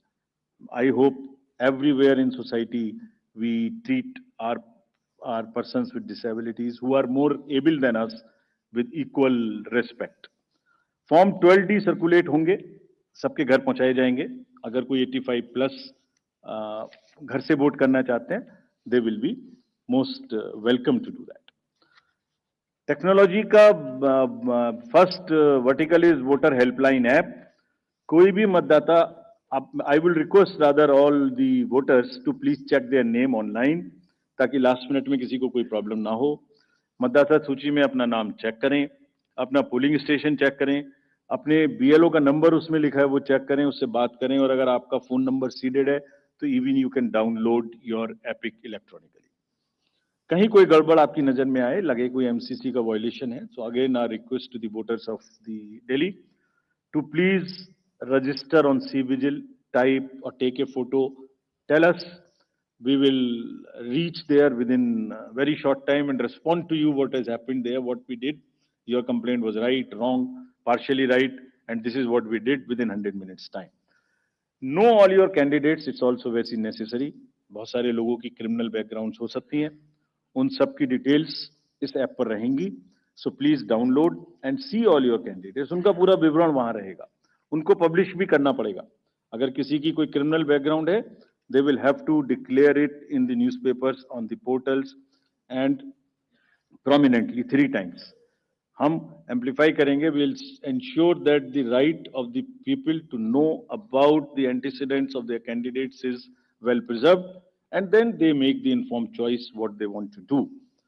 Suvidha portal for the candidates. To all the candidates, prospective candidates, our request कि आप सब सुविधाओं को ऑनलाइन मांगे, आपको उसी पे जवाब मिलेगा. गाड़ी का परमिशन लेना है, फील्ड्स का परमिशन लेना है, आपको कैंपेनिंग में ध्यान लगाएं, आराम से बढ़िया कैंपेनिंग करें. ये ऑफिस की दौड़ भाग से आपको बचाने के लिए ये एक अच्छा माध्यम है. और यहाँ पर हम फर्स्ट इन फर्स्ट आउट करेंगे. If you apply for a ground first, you will get it first. So it's a kind of a single window. You don't have to run around. This is a good this thing. Money power, of course, we will be tackling for any inducement-free elections. सबकी बराबर checking होगी. हम checking में कोई भेदभाव नहीं करते. अभी पीछे के इलेक्शन में एक बड़ा भारी हल्ला हो गया कि हमारा हेलीकॉप्टर चेक कर दिया, उसका नहीं कर रहा है, इसका नहीं कर रहा है. गंदी गंदी भाषा का भी इस्तेमाल किया गया. हम अपने आप को रोक के रखते हैं. हम लेट मी से it like this, polling officials को धमकाने की स्टेज तक लोग चले जाते हैं बोलने में, लेकिन हम रोक लेते हैं अपने आप को इसलिए कि उससे लेवल प्लेइंग फील्ड डिस्टर्ब होती है. ये जो स्टार कैंपेनर्स हैं और जो पॉलिटिकल कैंपेन में जुड़े हुए हैं, उनकी ड्यूटी बनती है कि शिष्टाचार और सभ्यता का ध्यान रखें. कोई विमेन के बारे में कुछ बोल देता है, we will be very very harsh. अगर किसी ने भी, this is our warning to the, मतलब इतना आवेश में ना आए कि महिलाओं के खिलाफ कोई गलत निकल जाए, शायद बच्चों को इस्तेमाल कर लें. Will be really harsh on them. This is our request with folded hands that campaign का स्तर ऐसे ना गिराएं जो नॉर्मल वोटर थोड़ा डिस्करेज हो जाए. लेट्स कीप दैट शालीनता in mind. We'll be very, very strict with this. We have set up our teams and directed everyone to kind of be checking the inducements. If any, DOs and district magistrates and the ROs will ensure two things in particular, amongst many. Fair play and level playing field to every candidate, irrespective of the party affiliation. This is what is the mantra which has been given to them. And if anybody, I'm saying it in public and in press conference, if anybody violates that, we will take a strictest possible action. But at the same time, we also request all the political parties to not create undue pressure on them. They work under tremendous public delays. कब EVM को ले जा रहे हैं, कब 17C दे रहे हैं, मतलब एक एक क्षण उनका हम देखते हैं पब्लिक डिलेज में. उनके एक एक एक्शन हमारे जो रूल्स हैं उससे बाउंड हैं. वो रिकॉर्डेड है. आप रिटन में मांगिए आपने ये डिसीजन क्यों लिया, हम देंगे जवाब. हमारे हर आरओ आपको जवाब देगा. लेकिन शालीनता ना टूटे, नैरेटिव्स ना खराब बने, कैंपेन की शालीनता बनी रहे. इसी से हमारा लोकतंत्र आगे पनपेगा. Coming to the schedule now. So this is the schedule. We will start, it's a single phase election. Date of notification will be 10th of January, Friday. Last date of making nomination will be 17th of January. Scrutiny on 18th of January. Withdrawal 20th. These are the statutory periods of time which is given. Date of poll is 5th. And counting is 8th. And 5th again we have very deliberately kept Wednesday. क्योंकि हम सोचते हैं सब दिल्ली वाले vote करें, इसलिए इस बार भी महाराष्ट्र की तरह हमने इसको वेडनेसडे में रखा है. Entire election process after counting will be complete by 10th. And this is, we are doing elections in by polls also in Milkipur in UP and Erode in Tamil Nadu. Before you ask me why other by polls are not being done, let me answer it here. Save one question from you. You can ask another question. There are two constituencies in J&K which are also due for election, Badgaon and Nagarota. Because of snow conditions, we will do it later. We still have time till April. Before that, we will complete those elections. There are two more. One is Basir Ghat in West Bengal. parliamentary constituency, and one is Bisabadar in Gujarat MLA Assembly constituency. In both these cases, both are PC, sorry. In both these cases, there are election petitions pending, and the rule is that if a election petition is pending, we do not do by-elections there. The moment EPs are decided, we'll be ready to do it, as was the case with Milkipur earlier. Bisabadar is AC only, yeah, I know. So, friends, thank you very much. With this, I come to an end of this press conference. I would request, again, before ending, it's a festival which I am sure Delhi will celebrate in true spirits, and the campaign would be clutter-free, would not make the noises which are unwarranted. I request again that let Delhi vote with full participation. Thank you. Thank you. Thank you, sir, for this very comprehensive briefing. Now, please raise your hands and we will come for the Q&A session. Let's start with the gentleman in the first row. Please, Micah, please move first row.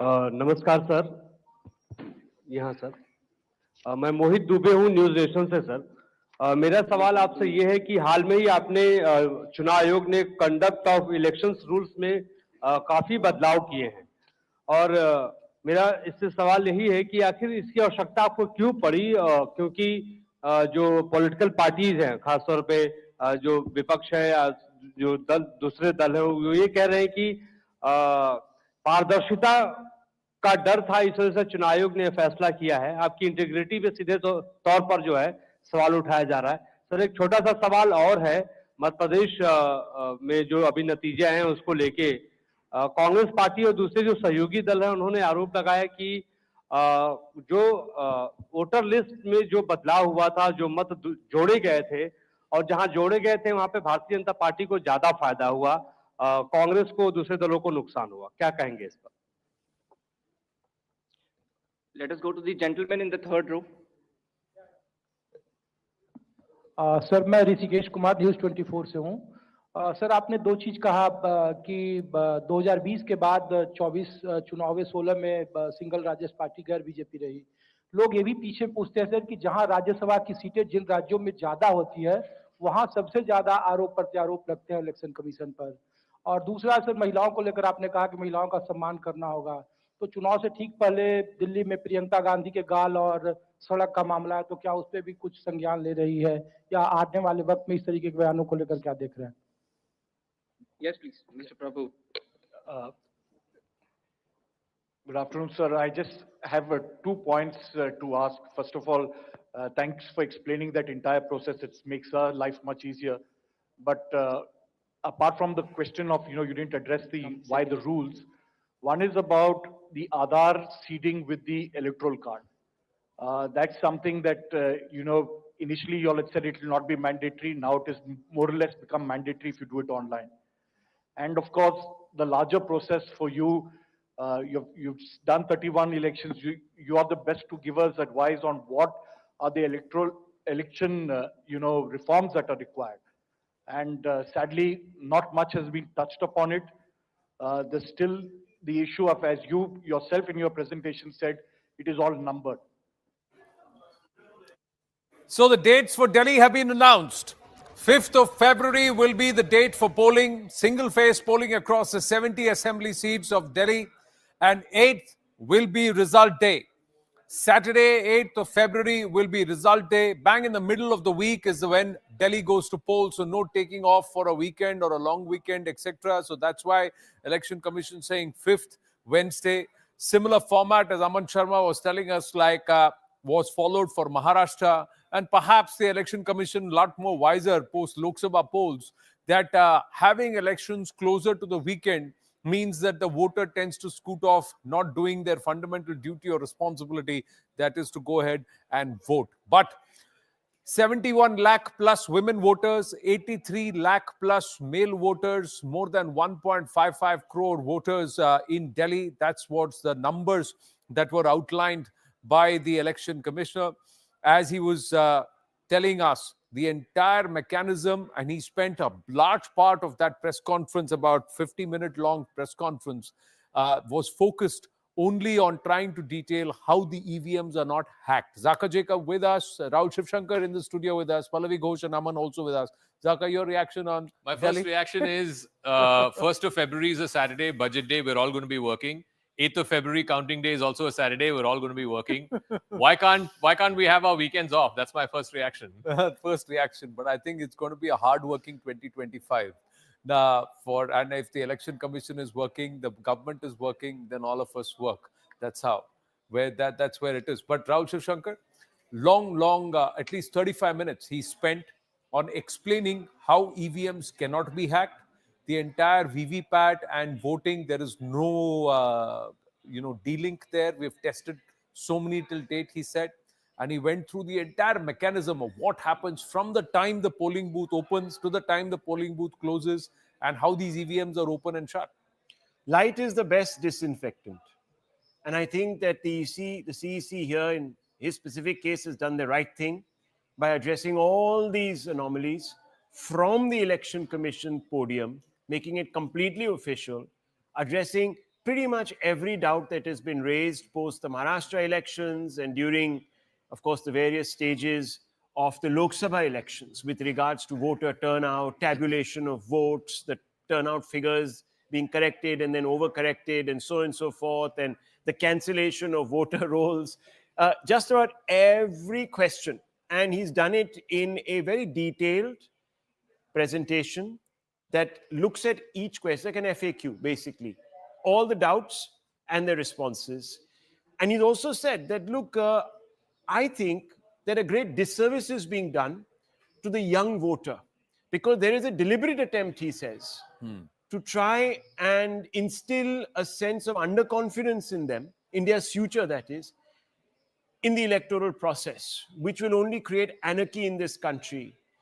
And he seems to suggest that this is a deliberate attempt at that. So there's a little bit of a political pushback from the election commissioner.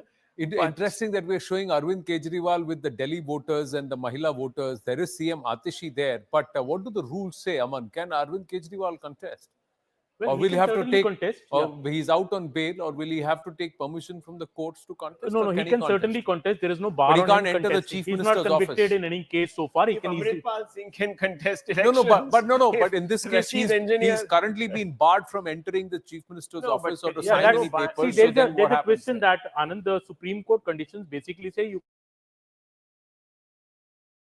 can't go to the CM's office, but you cannot sign files, but files which need the assent of the LG, or files which need assent of the Lieutenant Governor. You can, the 90% files in Delhi need the assent of the LG. So technically, he can become the chief minister. There is no bar on him becoming the chief minister. But all of that said, I think it will be. I think it all depends on numbers. So, chief minister who does not live in an officially designated chief minister's residence, and a chief minister who cannot go to the chief minister's office but can be chief minister. He can return to Sheesh Mahal if he becomes the chief minister. That's possible. So, Pallavi Ghosh, your thoughts on the poll dates?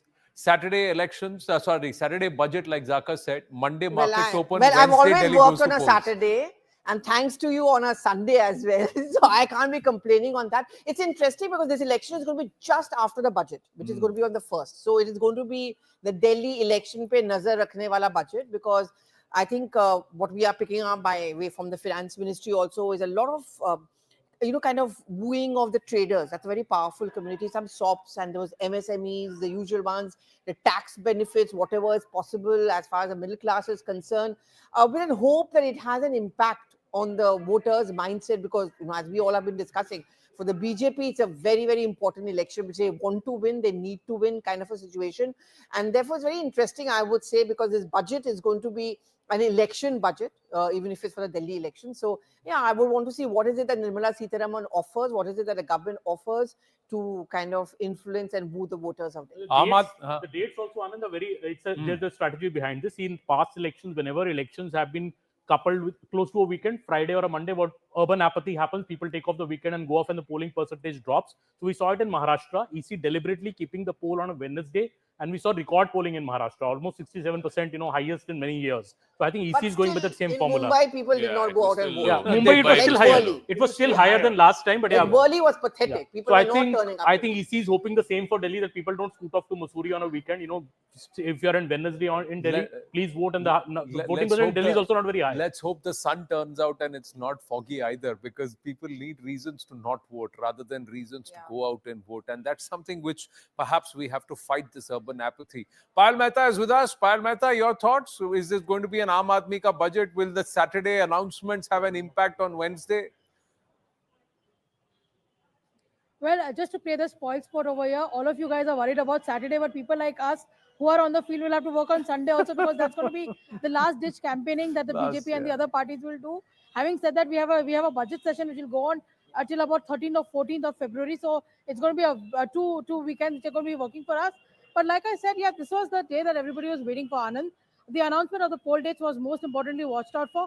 Before that, the Prime Minister has already had 2 rallies in the national capital, doled out a number of important projects, infrastructure projects, and basically spoken about the fact that people of Delhi need to vote wisely this time around, given the fact that it is going to be a decider of an election. The BJP does see a huge window of opportunity over here, given the fact that Arvind Kejriwal and half of his cabinet have toured jail multiple times.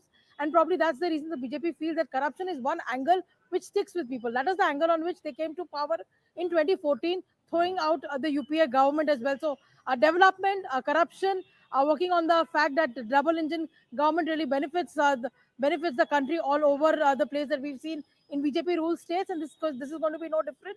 But like I said, again, the one thing to watch out for will be how Congress's performance will be, because if the Congress does poorly, it's definitely bad news for the BJP.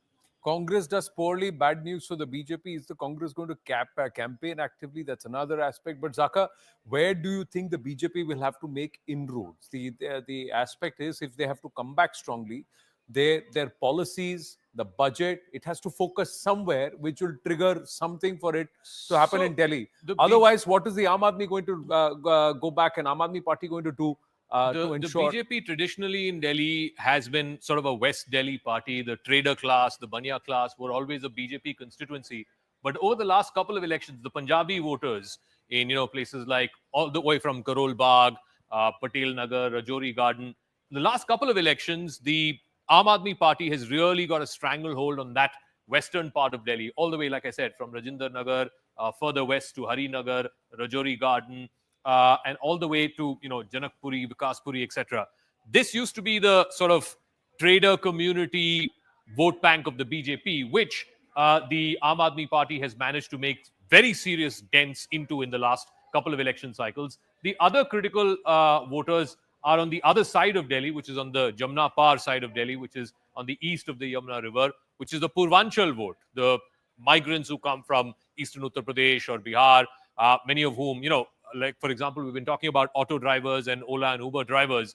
That's become a significant constituency for the Aam Aadmi Party in the last couple of election cycles. Out of 25 seats, 21 at a vote share of above 50% have gone with the Aam Aadmi Party. So on the east and on the west of Delhi, these two influential vote banks, which the Aam Aadmi Party has managed to sort of get a kabza on. And then, of course, the Juggi Jopadi voter, the JJ clusters as they are known as, here in Delhi, in large parts of even central Delhi. And that's the thing, that's the beauty with Delhi, right? You have the richest people in Lutyens, Delhi. You also have some of the poorest voters in those very same constituencies. The New Delhi constituency, which Arvind Kejriwal represents, RK Puram.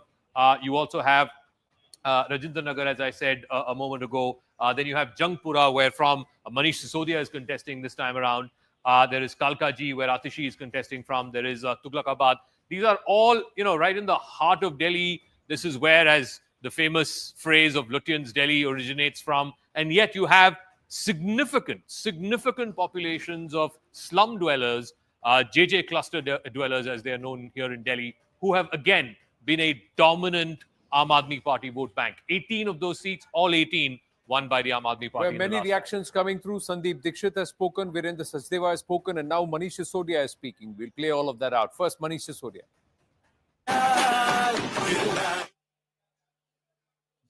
पाँच फरवरी को जैसा चुनाव आयोग ने भी कहा है कि बुधवार का दिन है, वोट जरूर डालने जाएं और 8 फरवरी को जब नतीजे आएंगे तो उसके लिए हम पूरी तरह तैयार हैं कि आम आदमी पार्टी की सरकार फिर से बनेगी केजरीवाल जी के। सर, मुख्य चुनाव आयुक्त ने वोटर डिलीशन के मुद्दे पर भी अपनी बात रखी है। उन्होंने कहा कि पूरी प्रक्रिया पारदर्शी थी, आप जो सवाल उठा रहे थे। नहीं, पारदर्शी प्रक्रिया पे ही हमने सवाल उठाए हैं। पारदर्शी प्रक्रिया जिसको वो कह रहे हैं उसमें कहीं ना कहीं कुछ क्वेश्चंस हैं, उनके जवाब दे दें कि भाई कैसे भारतीय जनता पार्टी के कार्यकर्ताओं के नाम पर कई 100 लोगों के नाम वोटर लिस्ट से डिलीट कराने की एप्लीकेशन स्वीकार की जा रही हैं, उन पर कार्रवाई की जा रही है। कैसे ये हो रहा है कि जो लोग दिखाए जा रहे हैं कि इन्होंने किसी का वोटर लिस्ट से नाम कटाने के लिए नाम दिया, वो लोग ही गायब हैं, वो लोग ही नहीं है। फर्जी एप्लीकेंट्स वोट कटवाने के लिए फर्जी एप्लीकेंट्स के नाम का इस्तेमाल किया जा रहा है। कैसे हो रहा है? और अगर कोई कर रहा है तो उसके खिलाफ चुनाव आयोग क्या कार्रवाई कर रहा है, इसको भी पारदर्शी बता देते। वो बता देते कि हाँ जी, हमने संज्ञान में लिया था, इतने लोग फर्जी एप्लीकेंट पाए गए जिन्होंने चुनाव आयोग को नाम कटवाने के लिए झूठी मिसलीडिंग इंफॉर्मेशन दी थी और हमने उनको उठा के जेल में बंद कर दिया है। बहुत अच्छा लगता है, हमें लगता है चुनाव आयोग बहुत एक्शन में है, लेकिन चुनाव आयोग के मन की बात आधा पौना घंटा में कह के अगर वो ये नहीं बता पा रहे हैं कि जिन लोगों ने गलत एप्लीकेशंस डाली उनकी एप्लीकेशन स्वीकार करने वाले ऑफिसर्स क्यों, उनका नाम हाइड क्यों किया जा रहा है, जिन लोगों ने गलत और भ्रामक तरीके से लोगों के वोट कटवाने के लिए झूठे एप्लीकेशंस लगाए हैं, जिन लोगों ने मतलब एप्लीकेंट भी झूठे हैं, वो एप्लीकेंट भी मना कर रहे हैं कि जी मैंने तो किया ही नहीं। तो ऐसे में कौन कर रहा है ये कार्रवाई? उन्होंने क्या एक्शन लिया? जो लोग 1100 रुपए बांटते हुए पकड़े गए उनके खिलाफ क्या एक्शन लिया? मान जाएंगे बहुत निष्पक्ष है। केवल मन की बात और दिल की बात टीवी पे बैठ के कह देने से काम थोड़ी चलता है। हाँ जी,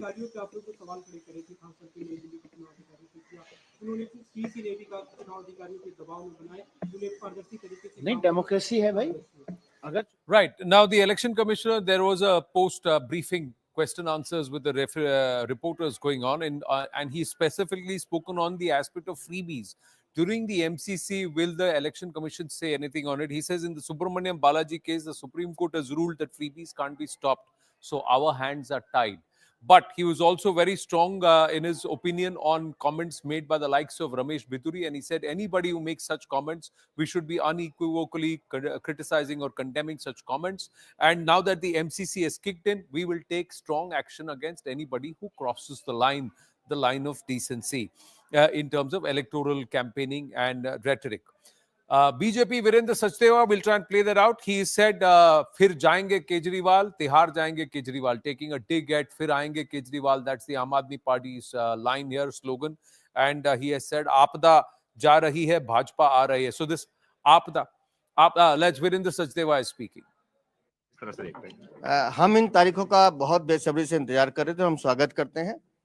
5 फरवरी दिल्ली के 1,55,24,858 मतदाता एक बेहतर दिल्ली, सुंदर दिल्ली और एक स्वच्छ दिल्ली बनाने का संकल्प लेंगे। दिल्ली में बदलाव की तारीख है वो, और 8 तारीख को जब नतीजे आएंगे तो उस दिन स्पष्ट होगा कि आपदा सरकार जा रही है, भाजपा सरकार आ रही है। सर, वोटर डिलीशन को लेकर तमाम तरीके की जो भ्रांतियां हैं उनको कहीं ना कहीं तोड़ा। आज सीईसी ने साफ कर दिया कि एक पूरा प्रोसेस है, उसके तहत डिलीशन हो रही है। जो लोग चुनाव आयोग की निष्पक्षता पर आवाज उठा रहे थे वो अपनी हार से बचने का बहाना ढूंढ रहे थे, तो आज चुनाव आयोग ने स्पष्ट कर दिया कि झूठ के गुब्बारों की बहुत ज्यादा उम्र नहीं होती है, उन्होंने फटना ही है। तो आज मुझे लगता है राघव चड्ढा हो, आतिशी मारलेना हो, संजय सिंह हो, सबको स्पष्ट संकेत दे दिया गया है कि चुनाव आयोग जैसी जो स्वायत्त संस्थाएं हैं ये निष्पक्ष और निर्भीक होकर काम करती है, उन पर राजनीतिक दबाव काम नहीं करते। आप अभी गाना गुनगुना रहे थे, आम आदमी पार्टी की जो मेलोडी है उस पे गाना गुनगुना रहे थे, क्या? मैं उन वर्डिंग्स को ठीक कर रहा था, मुझे लगता है उन्होंने गाने में गलती की है। वो गाना है कि फिर जाएंगे केजरीवाल, तिहाड़ जाएंगे Kejriwal. All right. So Delhi BJP chief clearly putting his point forward as far as elections in the national capital is concerned. With Colonel Sumit Jaguri, this is Akash Sharma for CNN News 18. Well, Sandeep Dixit, Sharon was there right outside his residence. He's come out and spoken with Sharon Elizabeth. We'll play that out where he says we are not soft on the Aam Aadmi Party. We're going to give them a tough fight, and it's a three-way fight. BJP versus AAP versus Congress, and he's gone on to say that Congress has both BJP and Aam Aadmi Party today enjoy former voters of the Congress party, and we can pull them back. And if we work hard to get them back, they are all going to get a run for the money. We'll make things difficult. We are in the play. That's what he has turned around and said. Sandeep Dixit's comments, we'll play that out. But Pallavi, is that possible? Is the Congress serious about making a comeback? They've announced one of their first guarantees yesterday, and you made a point that the big guns were absent. Absolutely. The Gandhis were not there. The Congress president was not there. It's a very low-key campaign. I mean, I'm waiting to see that what really happens when they're going to be out and about and campaigning. Will the Gandhis campaign extensively? Will there be other high-profile or charismatic leaders of the Congress party? Will they be unleashed? Will an Ajay Makan go out because he's a strong advocate of the fact that we should never have had an alliance with Aam Aadmi Party? Will he be actually going out and about? Will Makan actually campaign for Sandeep Dixit? These are going to be very, very important factors. No one can miss the fact that the Congress party itself seems to be very half-hearted and disinterested. I mean, why couldn't these names have been announced much, much earlier? I mean, there was a lot of cajoling which Alka Lamba needed to contest opposite Atishi Malina for that factor.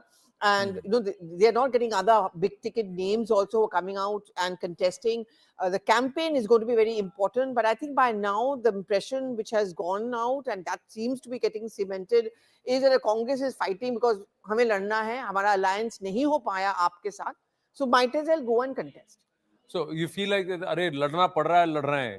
नहीं लड़ना चाहते हैं, लड़ रहे हैं. That's not the attitude. Arvind Kejriwal just tweeted, Tehseen Poonawala with us, Geeta Bhatt with us, and also Ravi Srivastav. Namaste, Jai Hind, Jai Bharat. Thank you very much for joining us. Chunav ki tarikh. I'm just reading out his tweet. I'm just going to read out his tweet, Arvind Kejriwal's tweet. He says, चुनाव की तारीख का ऐलान हो चुका है. सभी कार्यकर्ता पूरी ताकत और जोश के साथ मैदान में उतरने के लिए तैयार हो जाएं. आपके जुनून के आगे इनके बड़े बड़े तंत्र फेल हो जाते हैं. आप ही हमारी सबसे बड़ी ताकत हैं. ये चुनाव काम की राजनीति और गाली गलौज की राजनीति के बीच होगा. दिल्ली की जनता का विश्वास हमारी काम की राजनीति के साथ होगा. हम जरूर जीतेंगे. That's what Arvind Kejriwal is saying. Tehseen Poonawala. It's time to say bye-bye, Arvind Kejriwal. Delhi saying hi, Arvind Kejriwal.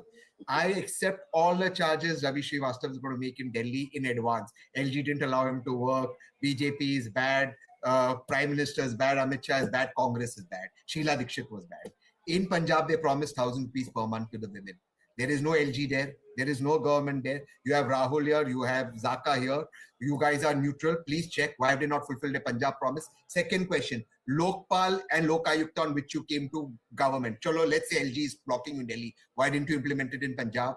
You said the pollution in Delhi will reduce once you come to government in Punjab. Why you not reduce the pollution? The fact of the matter is neither is Yamuna ji clear. Nothing has happened. Tell me the 50 colleges that Arvind Kejriwal ji's government has started. And one last question, just one question I want to know. There have been restrictions put by the Honorable Supreme Court of India on Shri Arvind Kejriwal ji.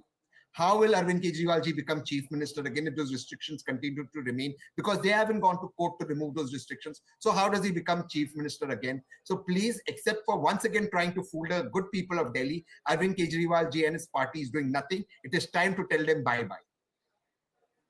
Ravi Srivastav. Good afternoon, Tehseen bhai. First of all, I think he forgot that election is in Delhi and not in Punjab. So he should not remind the audience that Punjab promises have not been fulfilled. As far as Delhi promises are concerned, I think whatever Kejriwal said, he did. And any government, if it completes 50% of whatever they promise, I think they should be considered to be a above average governance. I agree. I admit, I'm not denying that Yamuna cleaning and pollution, these were the two issues where I think Arvind Kejriwal has lacked the target and he could not do it. So that remains there. But frothing in Yamuna, we can go and see every morning and evening, but nobody goes and sees the frothing Yamuna in 100 kilometers away in Yamuna, in Mathura. Nobody sees that, and nobody objects to that. So, I mean, let us not be selective about these things and make sure that what Kejriwal said, he tried to fulfill it. And he is a man of his words. He has, in past 2 elections, I can quote his own words. If I have not worked, if I have not discharged my duties, not fulfilled my promises, do not vote for me. Can any politician have that kind of a courage? Show me in the whole country. Mr. Kejriwal's word between 2013 to 2023, there are a lot of them doing the rounds, so let's not get into that. But in this case, right now, is it a three-way fight, Rahul Shivshankar, as you take the conversation forward? Is the BJP in the mix this time? Will they get it right? What as difference challengers? will it make, even if the BJP wins this election? We will only be rewarding a party that has spent the last 10 years trying to trip up the chief minister through the LG's office. Let's be very honest about this. I'm very upset about the fact that there is, at the heart of this, an unbearable unaccountability. There is literally double anti-incumbency in the city of Delhi. Unfortunately, it is a state without statehood. And the greatest promise that could ever have been made to the people, the greatest guarantee, is only going to be mentioned as a footnote, as one of the directive principles of state policy. We shall aim to relieve this country of poverty, etc., etc. But in these two parties, both the AAP and the BJP, that promise Ram Rajya, they haven't worked like Love and Kush. They've actually worked like Romulus and Remus. They have been fighting and fighting and fighting, and who has been caught? It's all of us, the citizenry. The actual Aam Aadmi has suffered. So even if the BJP were to come into power, they will be rewarded for 10 years, really, of obstructionism. And on the other hand, of course, if Kejriwal were to win, how does it affect our lives? Nothing will change. They'll be back in the same game of one-upmanship. And Mr. Kejriwal will constantly blame the LG for everything. He said, "Main kya karu? I bring out a policy, it is stopped at the Raj Bhavan." So and if you bring in the Congress, you again perpetuate the same, because the NDA ain't going away anywhere in a hurry from the center. So the LG office will be used again. The Congress will come in. The basic solution here is statehood, full statehood for Delhi. It doesn't matter. Your vote doesn't count. It's the same cynical politics that will repeat itself, the same scorched earth politics that will repeat itself in Delhi. It doesn't matter who comes to power. Yeah, Dr. Geeta, but if the voter votes for BJP and they say double engine ki sarkar, MCD is with Aam Aadmi Party. So then again there will be this whole thing about hum to kar rahe hain, MCD mein nahi ho raha. So what's the solution? See, I mean, people of Delhi are going to vote very wisely, and Aam Aadmi Party, in the last more than 10 years now, you see, when Mr. Kejriwal had come, he had a clean slate. There was no baggage attached to him, and that gave him a advantage point. Because of which a lot of people, even the middle class, they had a lot of sympathy, and they had a large support extended to him. But in the last 10 years, the way Aam Aadmi Party has functioned, whether it was, let us not forget what happened in 2020, the East Delhi riots, how the people who were part of the assembly and were representatives of Aam Aadmi Party, how their MLAs have been involved in that. Their whole model of education which they have been talking about. It is so unfortunate that the 12 Delhi University colleges, which are totally in control of Delhi government, 100% financed by Delhi government, their faculty, professors' salaries, the non-teaching salary, that is not being paid for almost 3 months. Imagine, these people, they are not able to pay their house EMIs, their car EMIs, or all other, challenges in terms of school fees. The non-teaching staff, they actually had to take out money from their provident funds to pay school fees of their children. I mean, this is, violation of human rights. This is the kind of an education model that Mr. Kejriwal has been proposing and propagating through his government in Delhi. Whether it is in terms of cleaning of Yamuna, it has become more of a joke now when if he again comes and says that give me 5 years and I'm going to clean Yamuna. So on every aspect, even in terms of appointing people in Delhi government, the advertisements they come, there in some the examination has taken place. It's been more than 2 years in terms of class B, C employee appointments, but nothing happens. Advertisement comes, there is no recruitment which is happening. So you see, I mean, there could be right and wrong on both the sides, but if in totality we look at the functioning of Aam Aadmi Party, it has been more about jumlas rather than actual implementation. So you're saying when they came, they did not have the baggage of perception. Right now, are they now the victims of their own politics of perception? And is that what's going to dent them more than the opposition? We have to wait and watch. We take this conversation forward, but let's just quickly listen into Sandeep Dikshit in conversation with Sharon Elizabeth.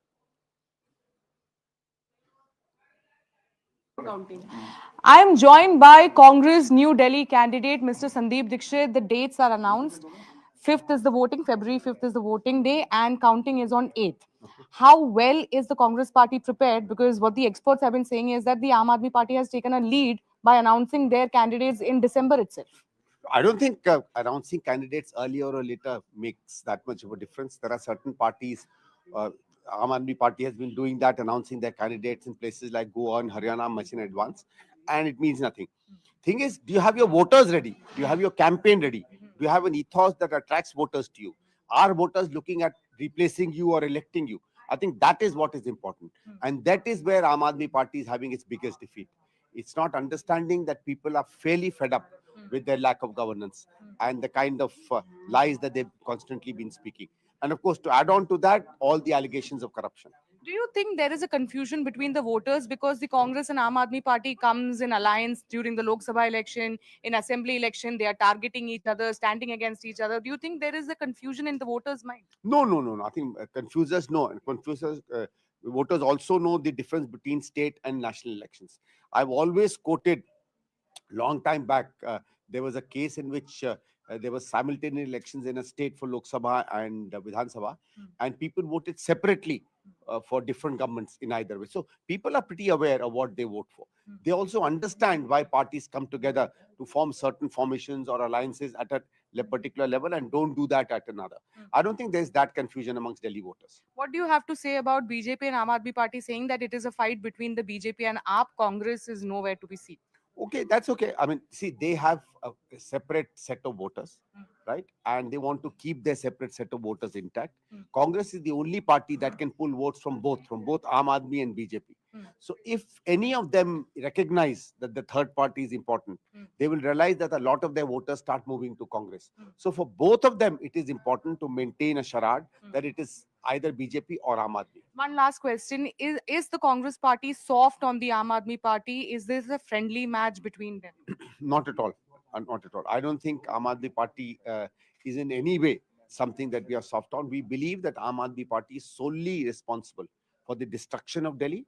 It is solely responsible for the corruption that it has done.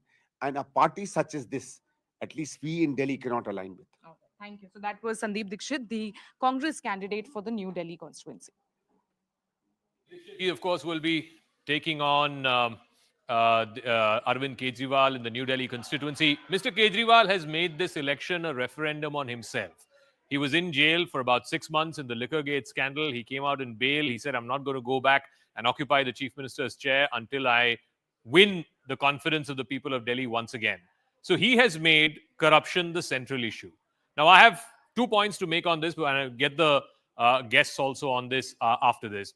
Number one, I don't think, other than some sections in the middle class who, heave and how about corruption, frankly, to the actual voting class in this country, I don't think corruption is, frankly, that big an issue.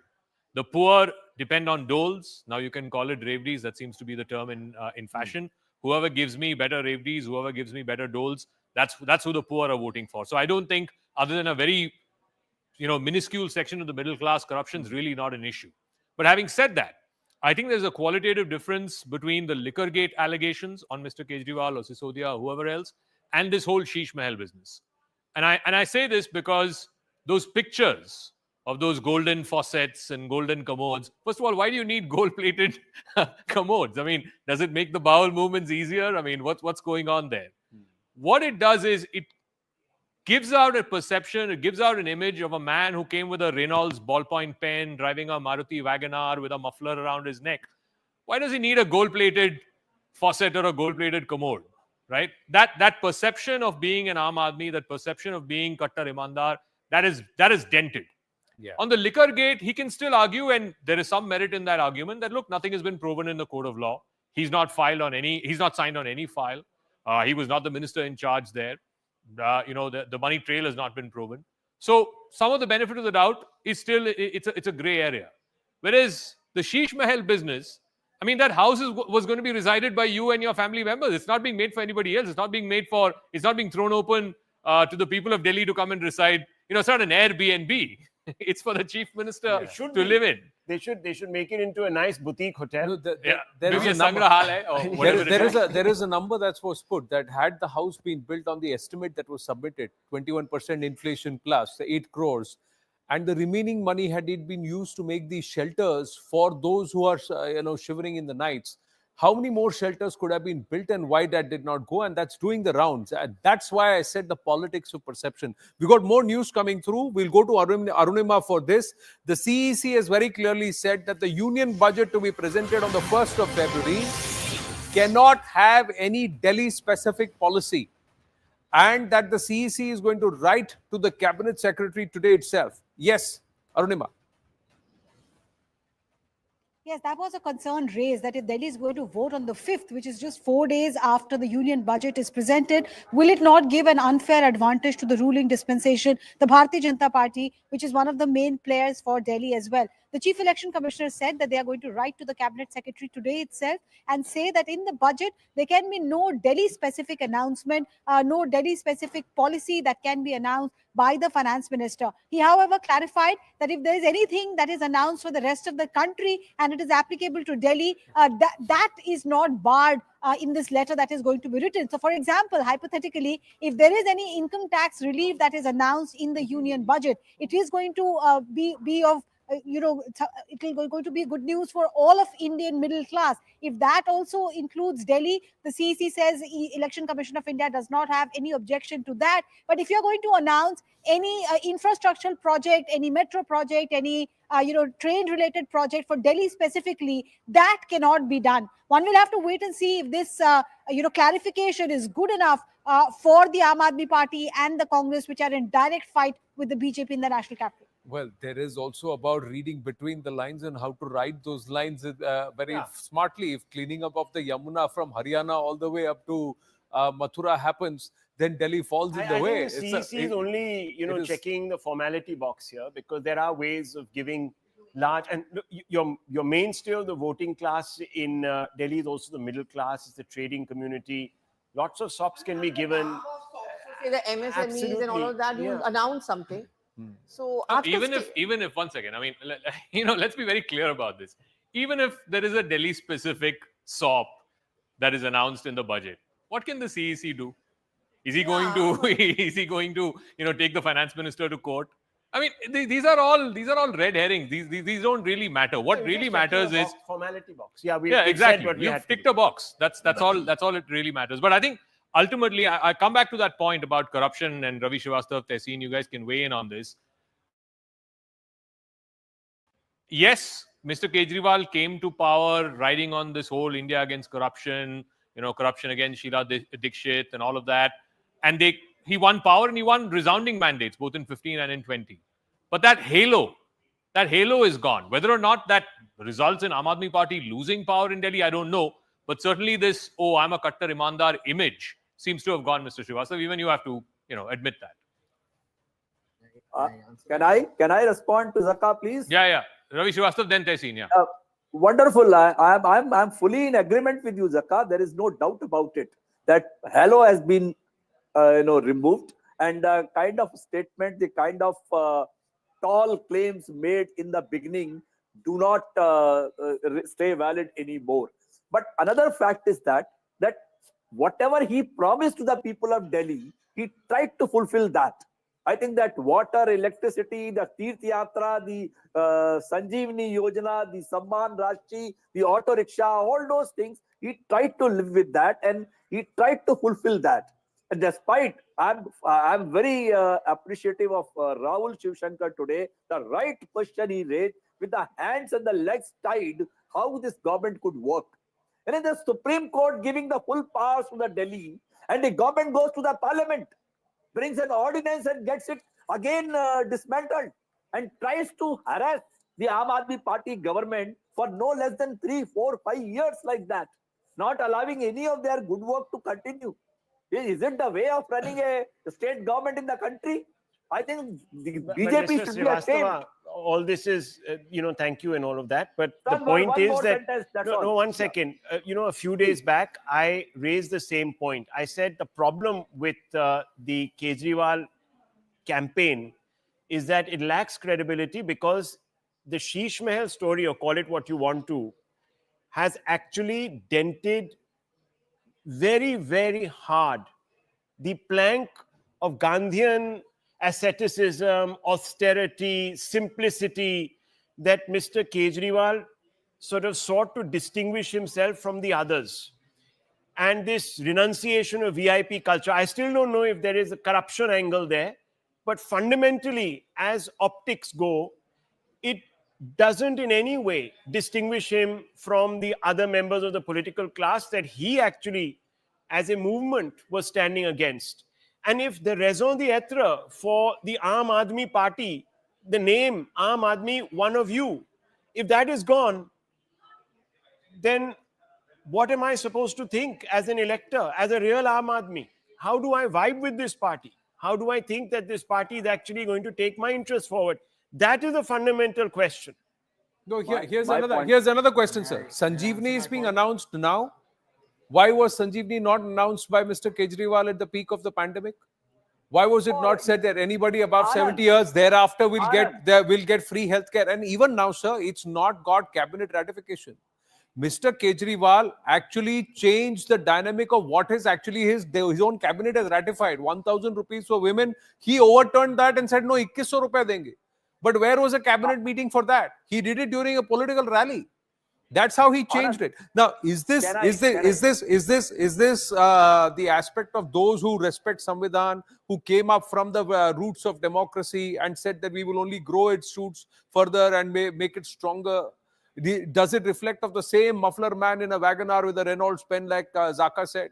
Or does it reflect of someone who's now become authoritative and so consumed with his own sense of power? These are questions people of Delhi are asking. It's a perception within the people of Delhi. And your own thing is right now, the BJP and the Congress both seem too far away, drifted away, because they've not got their own leadership sorted. Geeta Bhattji, you're talking so much about the Delhi education system and the letdown, the DU. But what has the BJP been able to do there? Has the BJP done great work in the field of education? Has it really done phenomenal work on colleges and universities that are beyond the DUs, beyond the Delhi government's control? Well, What will they go to the people of Delhi with? You see, with the implementation of the national education policy, there have been, major changes, which are positive changes, which have been brought, in the education system. And across the country, if you look in terms of the education budget, it has remained, it may not have increased substantially, but it has been increasing. And the other aspect is that as far as at least those who are working in colleges, universities, as and where the central government is responsible in terms of disbursement of funds for payment of something as mandatory as giving salary to a person who is an employee of a college or a university. At least that part. Geeta ji, this is endemic to our education system. What do you think is happening in Bihar? What do you think was happening in Lucknow a few days back? What do you think is happening in Madhya Pradesh and in Rajasthan? How many teachers and non-teaching staff everywhere are saying our salaries are not being paid, we have not been confirmed, we are still on contract, etc., etc. So, and this is from a government. What is the story that you're going to take to the people of Delhi, ma'am? It's a reflection. The BJP's education minister, after completing 4 years, said not a single word in a single textbook I have changed in his press conference.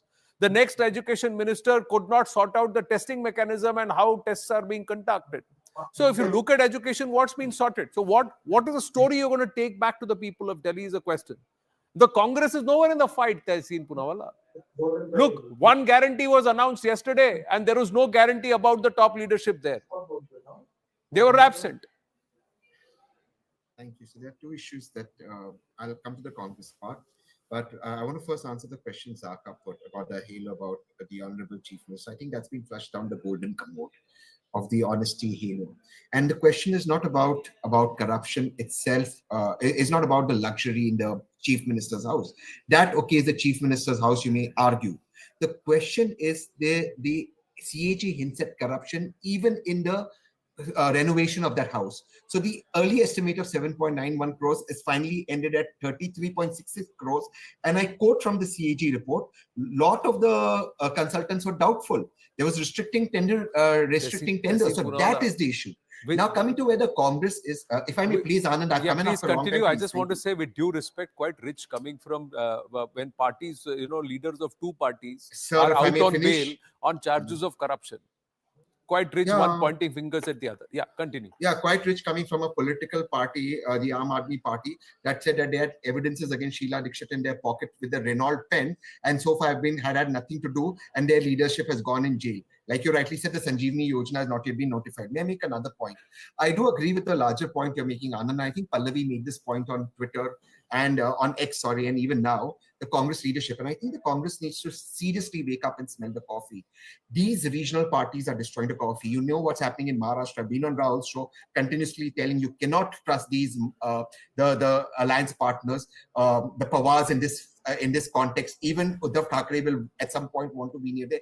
These are all parties that at some point will give in to the BJP. So the Congress leadership needs to be on the ground. I agree with Pallavi's point.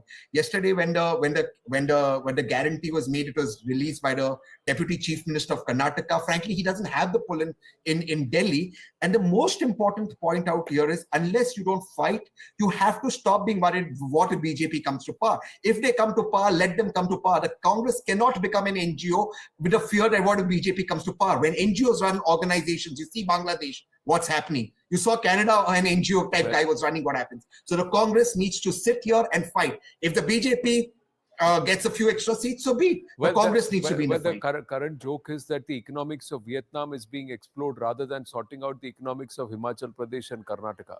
Meanwhile, we've got news coming through. The Shinde Sena sources are telling CNN News 18 that they are firming up strategy for the Delhi polls. Sena is likely to contest 10 to 15 seats on their own, including Burari, Devli, Sultanpuri, and Model Town. That's the update that a Shinde Sena source is saying. So there is trouble within the NDA also, Zaka. I believe the LJP also said something similar, that they want to fight anywhere between 5 to 7 seats. I think there's a seat adjustment talk that is going on. I don't think this is going to come at the cost of the BJP. So it's going to be an alliance in Delhi? That's what is the talk. So which means the BJP may not contest all 70 seats. Yes, that's right. That's one of the reasons why you're seeing a delay in perhaps the announcement of seats. But I didn't know that number was that large. Likely to 10 contest, that's 10 to 15 seats solo is what they are saying. That's a large number. No, and it's also a reflection of if all is well in Maharashtra. So will it have some repercussions in Maharashtra? Payal Mehta is with us. Payal, yes. The age-old fashion of the Shiv Sena when they were united force also was, Anand, that they would contest elections in multiple states, whether it's Uttar Pradesh or the other states as well. Today, in fact, Eknath Shinde is having a meeting with his Delhi unit, in the capital city of Mumbai. In fact, we'll be forming up the strategy. But what we are given to understand that Eknath Shinde's party is likely to give seats to many rebels within all sides, whether it's rebels from the BJP or rebels from the Aam Aadmi Party, etc. And they're going to field them and they're going to look at contesting these elections as well. Eknath Shinde, when I met him last week, had also hinted that his party leadership, in the state is very keen on contesting some seats as well. Obviously, whether they contest on the same symbol as the BJP or the symbol remains the same as Shiv Sena symbol remains to be seen. But multiple, alliance partners wanted seats in the Delhi elections, and that's probably the reason the BJP has not announced the rest of its seats. Chirag Paswan's party was able to contest 3 seats last time around. This time around, they won 5 seats. 3 to 5 seats is what the JDU also wants. conversations are happening with them. Just as we speak, the BJP leadership is having a conversation with Chirag Paswan's parties, is at least what I can confirm and tell you right now. But the BJP does understand that these are important alliance partners, and they can only strengthen their base, because especially with the JDU and and Chirag Paswan's party, they can be very appealing, to the north, to the Hindi-speaking voters. But this Shinde especially Sena from saying UP and Bihar, fighting who solo form a pile, is it a significant reflection of what could happen in Maharashtra? Absolutely not. I mean, that's something which is being overstretched and overthought about, is what Sena sources are telling me. They said that they've been contesting elections in multiple states and will do that as well. So obviously they can actually act like a vote cutter in multiple seats where probably the Aam Aadmi Party is strong and the BJP does not have that kind of a strong candidate. That is also going to be a crucial role that Eknath Shinde's party will be playing. And Eknath Shinde does not want to rub, BJP the wrong way any whatsoever, whether it's Delhi or whether it's in the center or even in the state of Maharashtra, is what I'm given to understand. Okay, Tehseen. Thanks, Payal. I agree with Payal. I think this will help the BJP. It won't harm the BJP because the anti-incumbency vote will get cut off. I think this will actually help. They will only file candidates for the BJP, so it will help the BJP. It's common math. I do believe so. Rahul? No, as I already mentioned, that I think that this is a smart tactic that is being deployed. But as Payal is also saying, parties like the Shiv Sena, etc., have traditionally also fielded candidates. So there are certain obligations that certain parties have. How much of it's going to dent who, I don't know fundamentally, but I don't think this is something that we really need to sweat out. I think the fundamental point for the BJP right now is to ensure that they can narrow both the vote share and the seat gap. I mean, look at where, if you just look at the numbers, that's about 14-15% there on the board. That's a huge gap, vote share gap to overcome. And it translates into whopping 62 seats for the AAP. So, the fascinating thing about this is, and we mentioned this, before the press conference, that the same set of voters, there's anywhere between a quarter to a third of the voters in Delhi who are voting for Aam Aadmi Party in Vidhan Sabha, and the same set of voters are voting for the BJP in a Lok Sabha. For example, 2019 Lok Sabha, the same set, 53-54%. Yeah. The BJP has 53-54%. AAP only had 18% in the Lok Sabha election. So it's the same voter who's voting for AAP in the Vidhan Sabha who's voting for BJP in the Lok Sabha. The question that the BJP needs to be asking itself is why? What is it that it's offering in the Lok Sabha, other than, of course, Mr. Modi's on the ticket, that it's not able to offer in the Vidhan Sabha? That's why the same set of voters has come drifting out away. and said that neither do you have a neta and neither do you have a niti for Delhi. So I think the BJP's campaign really, and that's the question that you were prompting of Ms. Bhatt, what are you offering? It's been based on a very severe criticism of Mr. Kejriwal. But what is the offering? What is going to change? Is the air going to get better?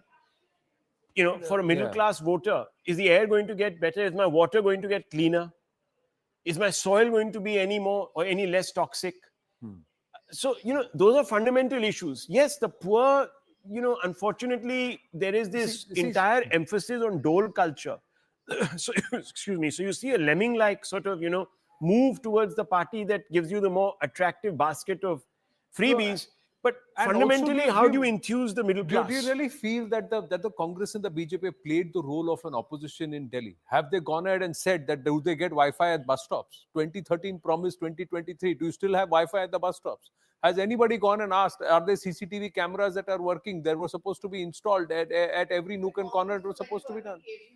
The other day he was getting arrested. I mean, come on, where is the opposition coming in from? See, I think what Rahul was saying, I think BJP has, I would say, learned some lessons from 2020 and 2013 and 15 especially. See, as I was mentioning, the reason here is that voters in Delhi are voting in big numbers when it comes to a national election for Mr. Modi. For a local election, they go over Mr. Kejriwal. A major reason for that also is BJP does not have a big face. BJP tried it in 2015 with Kiran Bedi. It failed. But Kiran Bedi came in the last minute, Aman. Till then it was he went on to become the health minister. He was supposed to be, and then last minute they brought 2 weeks before the election they brought Harshvardhan ji. So in 2 weeks before the election they got Kiran Bedi. Anand, they again went with Mr. Modi, but I think in 2020 election what the BJP did with Mr. Modi, it was fighting more on national issues. We were telling the people that we are a national party. It was much after the 2019 win also, fresh after Balakot also. But I think this election, the BJP is deliberately till now, I think, trying to keep it a very, very local election. You have the Prime Minister in election rallies, public rallies, speaking about sewers, potholes, water shortage, water scarcity, water logging on the roads. So he's trying to say, look, you voted for us in a national election, but we are also the party which cares for you locally. Give us a chance, because if you give us a chance, this confrontational approach which the Kejriwal government has with the center will go away. We'll have the same double engine. Many other states have gained from this. So I think though BJP is still going with Prime Minister Narendra Modi as its face, it's a more local face this time, that we are going to care for your local But issues. We're is fighting the the election on factionalism local too issues. much? The infighting too much? That Sushma Swaraj, what she said at that time, more than 10 years ago, it is still reflective of, and that's what perhaps is the malaise as Well, far they as the Delhi did BJP is change, concerned. Anand, after the MCD lost, like BJP lost the MCD elections. After that, they made Virendra Sachdeva the Delhi BJP president. I think some things have been ironed out since. I think this time we are seeing a more cohesive BJP campaign. I don't know how successful it will be, but I think this time the BJP feels that the Sheesh Mahal controversy is going to be the Achilles heel of the Aam Aadmi Party, because this is something which is in your face. We saw in the morning, I think our colleague Akash showing that, those models of Sheesh Mahal which the BJP is running on the roads, they're trying to tell the people, look, this man whom you have voted 3 times now, he acted as, he was more pious than anything else, but he has compromised his ideals. He's built this house for himself, and there's utter corruption. I think BJP feels that it's trying to touch the pulse of the people with the corruption allegations, with the point that it wants to care for it on local issues. Will it be successful? We'll have to wait and see. Of course, the BJP has a big challenge of countering, I think, the 2 big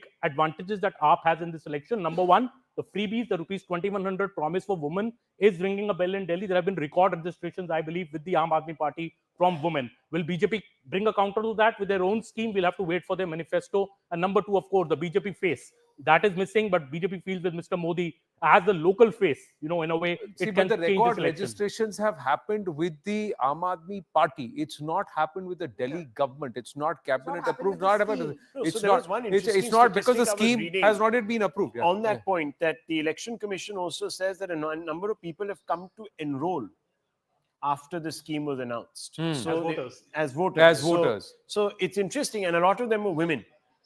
So it's interesting. There's been an increase of around 2 lakh 2 women lakh voters, women 71 voters after lakh the women scheme. voters. And And men are 81. So it's Yeah. like a 10 lakh difference, and Yeah. 3 lakh extra new voters, which has been added on to Delhi. So it's these 3 lakhs which are going to be critical, This is, 71 lakh. This is very of- important, of actually, women, these yeah. figures, because, So- because Pallavi, in women's schemes, Anand, we Women have and seen. even the youngsters, there are going to be a large amount of first-time voters, students, which is why I think the Prime Minister chose the areas very carefully, giving those pakka houses to JJ clusters, telling them that, if you keep on voting for AAP, they'll keep on wanting you to be in the jhopri so that you're vulnerable. And I'm giving you a house. And then he goes to the university block and education, this and that. Thoda bahut Rahul Gandhi tried to do that. He's done that YouTube thing these days. He does where he sat with some students and all of that. But I cover Delhi politics and Congress. It's really astonishing and appalling that the Congress party is so disinterested in these elections. How can you? And then you blame everyone else. Then you are going to blame EVMs and so on and so. The BJP wants Congress to be very interested in the elections, because Yeah, if that's the Congress thing. fights strongly, So that's the joke. it will cut into BJP AAP. wants Congress to fight. Congress doesn't want it to fight. So, And also the woman voter scheme, Anand, we've seen in past elections. Yeah. Whoever moves first has the first mover advantage. We saw that in Maharashtra. We No, saw that in other states In also. that case, in Maharashtra, the biggest difference was there was delivery. yes. Maharashtra, the Ladki Bahin Yojana worked because there was 3 months. delivery, and also with retrospective effect, the delivery happened, and because they were the state government, they had here in this case, even the 1,000 rupees scheme, the reports from ground say it's not reached everyone, the delivery has not happened. But Geeta Bhatti, do you believe this is going to be an election which people will participate in? The voter will come out and vote, the 1.5 crore plus voters, registered voters. Well, you see, we all hope that people in Delhi are going to come out and vote in large numbers.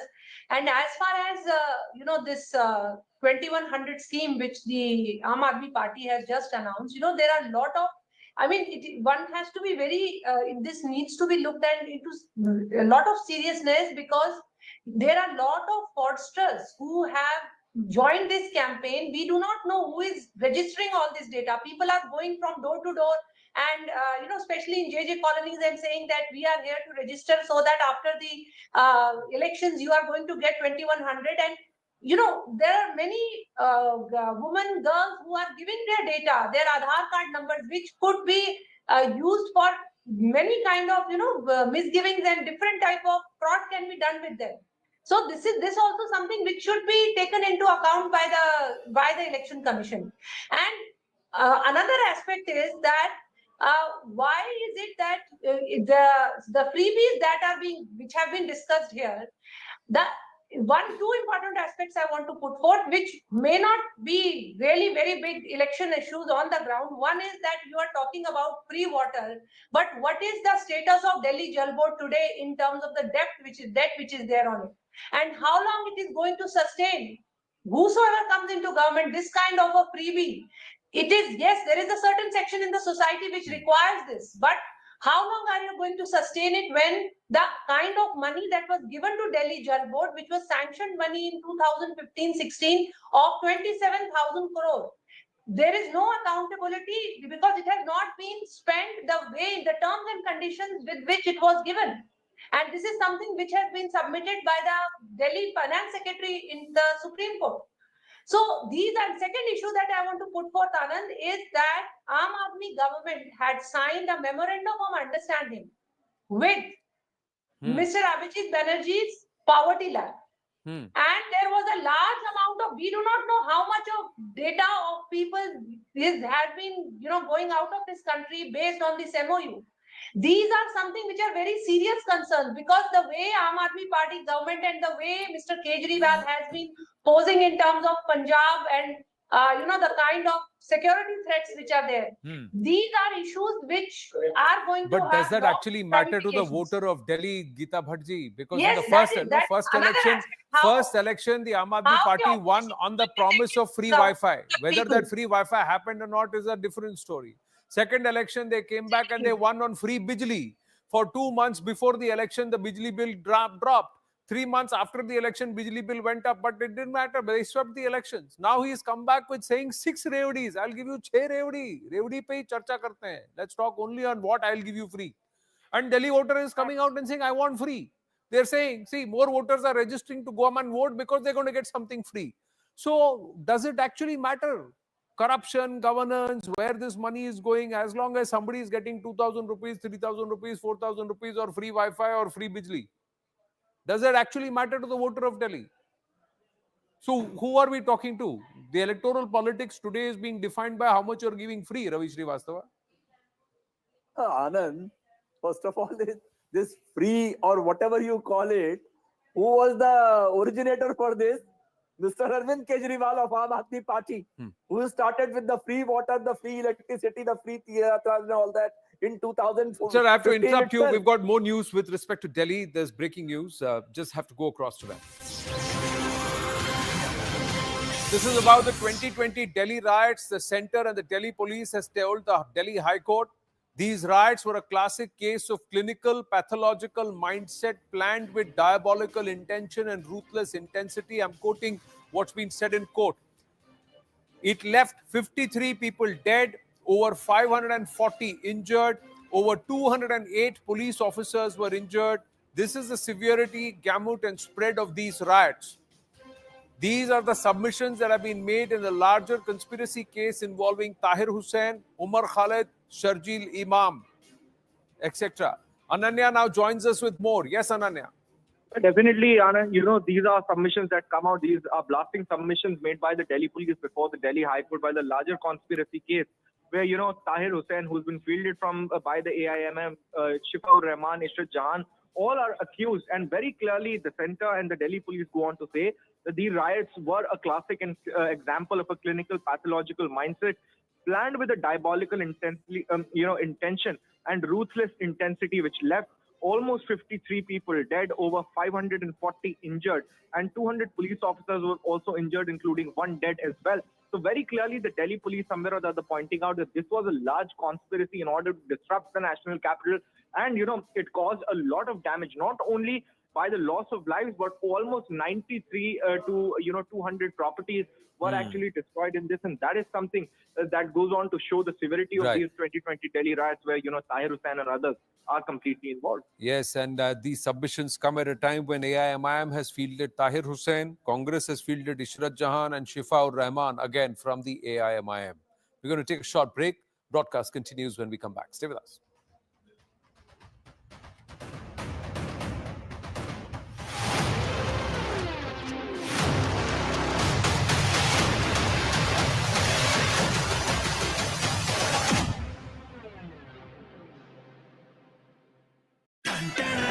Justin Trudeau's political future in jeopardy, he's now made the bold decision to resign, paving the way for new leadership in Canada. Now, after weeks of pressure, both outside and from outside and inside his party, as well as a diplomatic standoff with India, Justin Trudeau has now stepped down as the Prime Minister of Canada and the leader of Liberal Party. Former Prime Minister Trudeau, Jagmeet Singh, the head of the NDP, has now threatened a no-confidence motion after pulling out of the minority government.